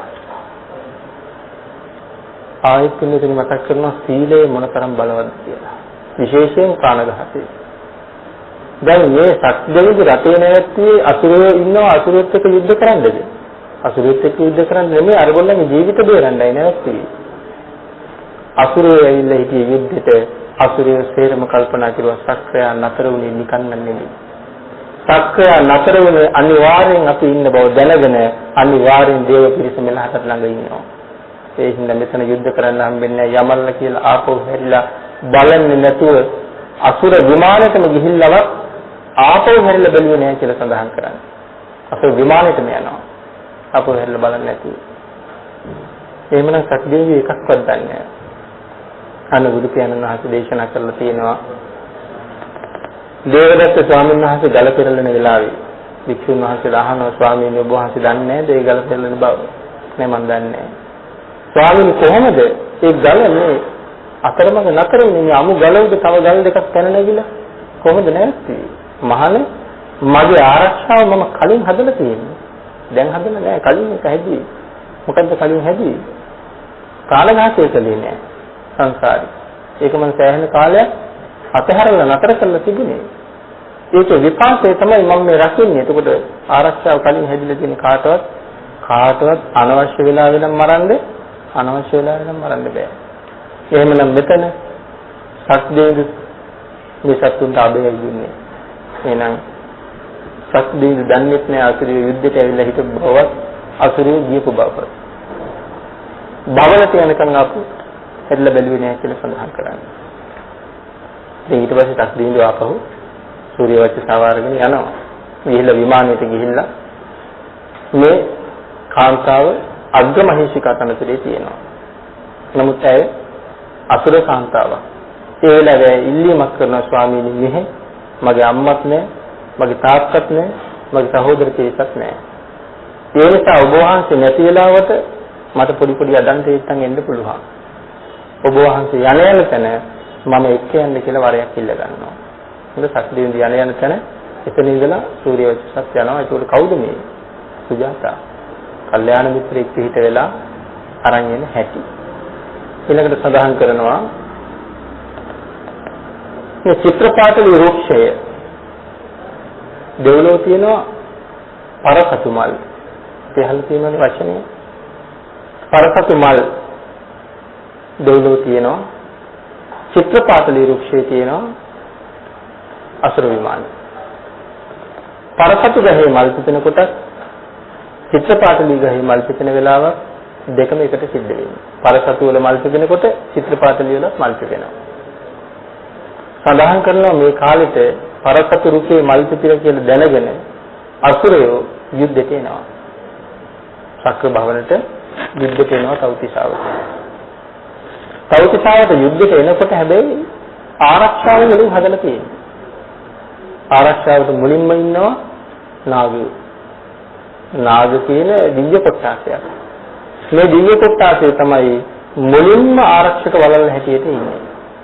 කිසිම අසුරයෙකුට එන්න දෙන්නේ නැහැ. ඒ තරම මේ ආරක්ෂක වලල්ල හරි ප්‍රබලයි. මුලින්ම මේ නාග කියන ආරක්ෂක වලල්ල තියලා තියෙනවා. ඊළඟට නාගයේ බිඳගෙන කවුරු හරි ආවොත් එතනින් හරි ගුරුලෝ ඉන්නවා. ගුරුලන් බිඳගෙන කවුරු හරි ආවොත් එතනින් හරි කුම්බාණ්ඩේ ඉන්නවා. අත්වලා ශක්තිමත් අය. ඒගොල්ලෝ බිඳගෙන ආවොත් එතනින් හරි යක්ෂය ඉන්නවා. ඒගොල්ලෝ බිඳගෙන ආවොත් එතනින් හරි සතරවරන් දෙවි රජවරු ඉන්නවා. දැන් ඒකට මේ හතරගොල්ල කාගේද? සතරවරන් දෙවි රජවරු යටතේ ඉන්න අය. නාග, ගරුඩ, කුම්භාණ්ඩ, යක්ෂය. ඒගොල්ලන්ගේ පල්ලෙහාය තමයි මේ තියලා ඉන්නේ. අන්තිම තැන ඉන්නවා සතරවරන් දෙවි රජවරු. එතනින් එහාට කාටවත් කොහොමත් යන්න බෑ. ඒ බිඳගෙන ආවොත් සත් දෙවිඳුගේ පිළිරුව හදලා තියෙන වටේටම. ඒ පිළිරුව ජීවමාන සක්‍රය සමානයි. අපේ කියනවා වජ්‍රායුධය. සක්‍රියුගේ ආයුධය අතේ තියෙන වජ්‍රායුධය. මේ දේශනාව ආරම්භ කරපු දවසේම කිව්වා ලෝකයේ අති භයානක ආයුධ හතරයි තියෙන්නේ කියලා.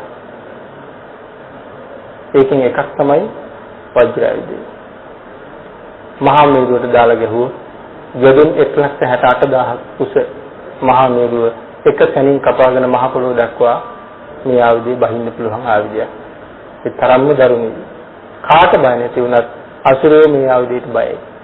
අසුරයන්ට අර පිළිරුව දැක්ක ගමන් හිතෙන්නේ සක්‍ර දෙවියන්ගේ මෙතනක් ඉන්නවා. අනිත් පැත්තෙන් ගිහිල්ලා බලනකොට එතනක් ඉන්නවා. වටේම ඇවිල්ලා බලනකොට වටේම ඉන්නවා. ආපහු හැරිලා යන්න යනවා. දැන් සක්දෙවිඳු දෙව්ලොවට වෙලා සැප විඳින්නේ තමන්ගේ ආරක්ෂාව මග දිගටම හදලා කියලා. ඒකවල මොනතරම් කල්පනාකාරීව ජීවත් වෙනවද එහාට වෙලා. එහෙත් පුදුම කල්පනාවෙන් ජීවත් වෙන සැප වෙන්නේ. අපේ නම් එහෙම කිසිම කල්පනාවක් ආරක්ෂාව ගැන නැහැ. ඊළඟට සඳහන් කරනවා සත්‍ය දේවේන්ද්‍ර මේ තරම් සැප විඳින්නේ කොහොමද? අප්‍රමාදීව කටයුතු කරපින්දා. ප්‍රමාදය කියන එක ජීවිතේ සදාකාලිකවම අතහැරලා දාලා තිබුණේ. ප්‍රමාද වෙන්නේ නැහැ මගමානෝක. හැම වෙලාවෙම පුණ්‍ය කර්මයක් සඳහාම තමයි යෙදලා තිබුණේ. මග කියන නම හැදුනේ මේකනේ. පාරවල් හිතන. හැම තැනම කෙනෙකුගේ සුවය, සැපය, පහසුවම තමයි සකසන්නේ. අර සමිතියක් කියන තැනට ගිහිල්ලා ඉස්සරලාම Tamante ඉන්න තැනක අම්බිලියක් හදාගෙන එතෙන්ද සුදු වැලි දාලා අතුරලා මේ Taman සමිතියේ ඉන්න තැන හරි ලස්සනයි පිරිසිදුයි. ඊළඟ දවසේ ගිහින් බලන්න එතන එක්කෙනෙක් අල්ලගෙන. ඉතින් අපි වගේ ගහගන්න ගියේ නෑ. මෙයා එයාට කොටසක් ඊළඟට ආයේ හදාගත්ත පහෝදයන්වල එතනක් අල්ලගෙන. පහෝදයක් මොකක්ද කියන්නේ ආයතනක් හැදුවා. තුන්වෙනි දවසේම එතනක් අල්ලගෙන. ඊට පස්සේ කල්පනා කළා මිනිස්සු හැමෝම හරි ලස්සනට සැපට පහසුවට ඉන්න හැමෝම කැමතියි. ඒ නිසා මුළු සමිතිය පවත්වන භූමියම උදුළු ගාලා සුද්ධ පවිත්‍ර කරලා රොඩු වයින් කරලා අතු ගාලා වැලි දාලා ලස්සනට අතු ගාලා පිරිසිදු කළා. දැන් හැමෝම හරි සතුටින් ඉන්නවා. ඉතින් මේ පටන් ගත්ත පින්කම් මාලාව. පාරවල් හදනවා, අම්බලම් හදනවා, පින්කම් කරනවා. කිසි දවසක අප්‍රමාදී බව තිබුණේ නැහැ. සිල් ගුණ වඩනවා, සිල් ගුණ රකින්නවා, තමන්ගේ ගුණ පුරා ගැනීම සංසාරෙට සාපව අපවරස් කරනවා. අප්‍රමාදේ. මෙන්න මේ කාරණාව හින්දා අපි මේ සඳහන් කරපු මේ අයිරාවල දිව්‍ය රාජයාගේ කාරණාවත් එක්ක මේ සඳහන් කරපු කාරණා ටික ඔක්කොම ධම්මපද පාළියේ භාග්‍යතුන් වහන්සේ සඳහන් කරලා තියෙනවා. අප්‍රමාදේන නෙමෙයි අප්‍රමාදේන. ප්‍රමාදේ කියන වචනේ සඳහන් කරනවා. අප්‍රමාදේන අප්‍රමාදේන කියලා වැරදි. අප්‍රමාදේන මගවා දේවානං සෙට්ටං ගතු. මග අප්‍රමාදී වෙච්ච නිසා දෙවියන් අතර ශ්‍රේෂ්ඨත්වයට ගියා. දේවානං සෙට්ටං ගතු. අප්‍රමාදෝ පතං සම්ති පමාදෝ ගරහිතෝ සදා. බුද්ධ ආදී අති උත්තමයන් වහන්සේලා අප්‍රමාදයේ ගරු කළා මිසක් ප්‍රමාදේ නම් කවදාවත් ගරු කළේ නැහැ. පමාදෝ ගරහිතෝ සදා. ප්‍රමාදයට හැම වෙලාවෙම භාග්‍යතුන් වහන්සේ මොකද්ද කළේ? ගැරහුවා. නින්දා කරුවා ප්‍රමාදයට. අප්‍රමාදී පුද්ගලයා දිහා විතරමයි භාග්‍යතුන් වහන්සේ බලන්නේ. අප්‍රමාදී පුද්ගලයා හොයාගෙනයි භාග්‍යතුන් වහන්සේ වඩින්නේ. නිවන් දකින්න පුද්ගලයා කොච්චර දුර හිටියත් භාග්‍යතුන් වහන්සේ ඒ පුද්ගලයාව හොයාගෙන යනවා. හැබැයි නිවන් නොදකින්න පුද්ගලයෝ ළඟ හිටියා භාග්‍යතුන් වහන්සේ ඒගොල්ලෝ ගාව රැඳුනේ නැහැ. ඒගොල්ලෝ භාග්‍යතුන් වහන්සේට අරමුණුනේ නැහැ. සඳහන් කරනවා ධර්මානුකූල නැති පුද්ගලයා භාග්‍යතුන් වහන්සේගේ චීවරයේ කොළ අල්ලගෙන පිටිපස්සෙන් ගියා. එයා ඉන්නේ බුදු පියාණන් වහන්සේට වඩා හුඟක් ඈතින්. අපිට හිතෙන්නේ ළඟින් කියලා චීවරයේ කොළ අල්ලගෙන ඉන්නේ. නමුත් එයා බුදු පියාණන් වහන්සේට ඈතයි. අප්‍රමාදී පුද්ගලයා භාග්‍යතුන් වහන්සේගෙන් ගෞ ගානක් ඈත හිටියත්, යොදුන් ගානක් ඈත හිටියත් එයා භාග්‍යතුන් වහන්සේට ළඟයි. ඒ නිසා ඔබ අති උත්තමයන් වහන්සේට මම ළඟද ඈතද කියන එක හිතා ගන්න වෙනවා. ඒ නිසා අදට ඒක තීරණය කරලා දකින්න භාග්‍යතුන් වහන්සේගේ ධර්මයයි ලෝක සත්‍යයට දේශනා කළේ. ජිම්හාන මාසේ යථා පුස්සිතග්ගී. මොකද ඒක සඳහන් කරන්නේ? කතන සූත්‍රයේ. ජිම්හාන මාසේ යථා පුස්සිතග්ගී. භාග්‍යතුන් වහන්සේගේ අති ප්‍රණීතතර වූ මේ ධර්මය, දිව්‍ය අමාවක් බඳු ධර්මය, අමෘතයක් බඳු තථාගත ධර්මයේ හැම වචනයක් ගානෙම තියෙන්නේ නිවන් රසය. හැම වචනයකම තියෙන්නේ නිවන් රසය. මොකද්ද මේ ජිම්හාන කාලේ යථාපුස්සිතග්ගී කියලා කියන්නේ? ග්‍රීස්ම කාලේ හැම ගහකම මුල ඉඳලා අග්ගිස්සටම මල් පිපිලා. ගස්වල කොළ නැහැ, තනිකරම මල්. මහ පෘථිවිය පුරාම මල්, මුළු මහ පෘථිවියම මල්. මහ සාගරේ පුරාම මල්, මුළු විශ්ව ධාතුවම මල් ගොඩක්. මල් සාගරයක්. දසුත් මල්, බිමත් මල්, සාගරයත් මල්. පාට මල්. හරිම ලස්සනයි. තැන් වල සුදු පාට මල්, යායක් මැද තැන් වල රතු පාට මල්, කහ පාට මල්, තැඹිලි පාට මල්, පුදුමාකාර ලස්සනයි.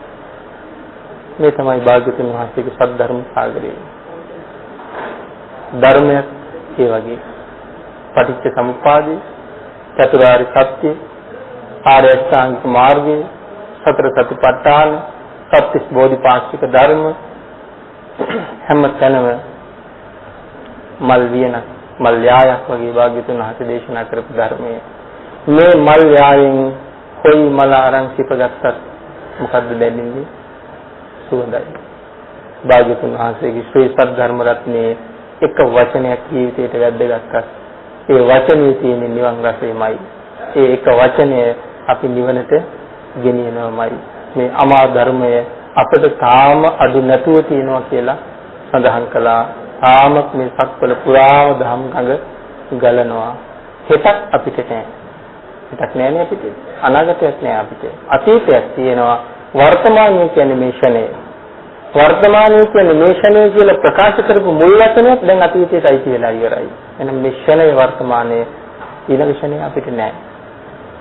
ඒක අතීතයක් තියෙනවා වර්තමානයේ තියෙනවා. වර්තමානයේ හොද කරගන්න පුළුවන් නම් මේ ෂණය මගේ පංචේන්ද්‍රයන් මට පාලනය කරන්න පුළුවන් වුණොත් මේ ෂණය මම දිගටම පාලනය වෙන්න යම් කරපු කෙනෙක්. මම භාග්‍යතුන් වහන්සේ ළඟට යන්න සූදානම් වෙච්ච කෙනෙක්. මම බුදු පියාණන් වහන්සේ අසුරු කරන කෙනෙක්. මට භාග්‍යතුන් වහන්සේගේ නිර්වාණ සාගරයේ සැපතෙන්න නිර්වාණ සාගරයේ තීනන්න පුළුවන් කෙනෙක්. දුක් කටුක සංසාරයෙන් එතරට යන්න භාග්‍යවතුන් වහන්සේගේ ශ්‍රී සද්ධර්මයේ නැමැති යාත්‍රාව ධර්මයේ වරුවක් පාරුවක් හැටියට යොදා ගන්න දේශනා කළේ කුල්ලූපමම් භික්ඛවේ ධම්මං දේශේත. මහාන මගේ ධර්මයේ මම වරුවකට උපමා කරලායි දේශනා කරන්නේ. ඒ වරුව භව සාගරයෙන් එතරට යන්නයි. එහෙනම් ඒ භව සාගරයෙන් එතරට යන්න මේ ධර්ම සාගරයේ ඔබ සියලු දෙනාටම ඒකාන්ත පාරමිතාවක් වේවා කියලා අදට අපි ධර්ම දේශනාව නිමා කරමු. මෙතෙක් වේලා සද්ධර්ම ශ්‍රවණය කරලා රැස් කරගත්තා වූ සියලුම පුණ්‍ය ධර්මයන් අපි සියලු දෙනාම අතේ මිටි තියාගෙන කුසලයෙන් පෝෂණයටපත් වෙලා ඉන්න මොහොත අපි හැම කෙනෙක්ම කල්පනා කරමු මේ පැය දෙකක් සද්ධර්මයේ වෙනුවෙන් නික්මීමක් කරලා නික්කම්මයක් ඇති කරගෙන අපි මනාව සද්ධර්ම ශ්‍රවණය කළා. ඒ රැස් කරගත් අපි උතුම් කුසලය අද බණ අහන්න මෙතෙන්ට එන්න ජීවිතේ දන් දුන්න ආදරණීය අම්මටයි තාත්තටයි මේ පින් අනුමෝදන් වේවා. මෑණියනි පියාණෙනි සුජීවත්ව ඉන්නවා නම් මේ කුසල ලබාගෙන මෙලොව ජීවිතේ සුවපත් කරගෙන නිදුක් නිරෝගී භාවයේ චිර ජීවනයේ රත්නත්‍රය ආශිර්වාදයෙන් ඔබ දෙදෙනාට ලැබේවා කියලා ප්‍රාර්ථනා කරමු.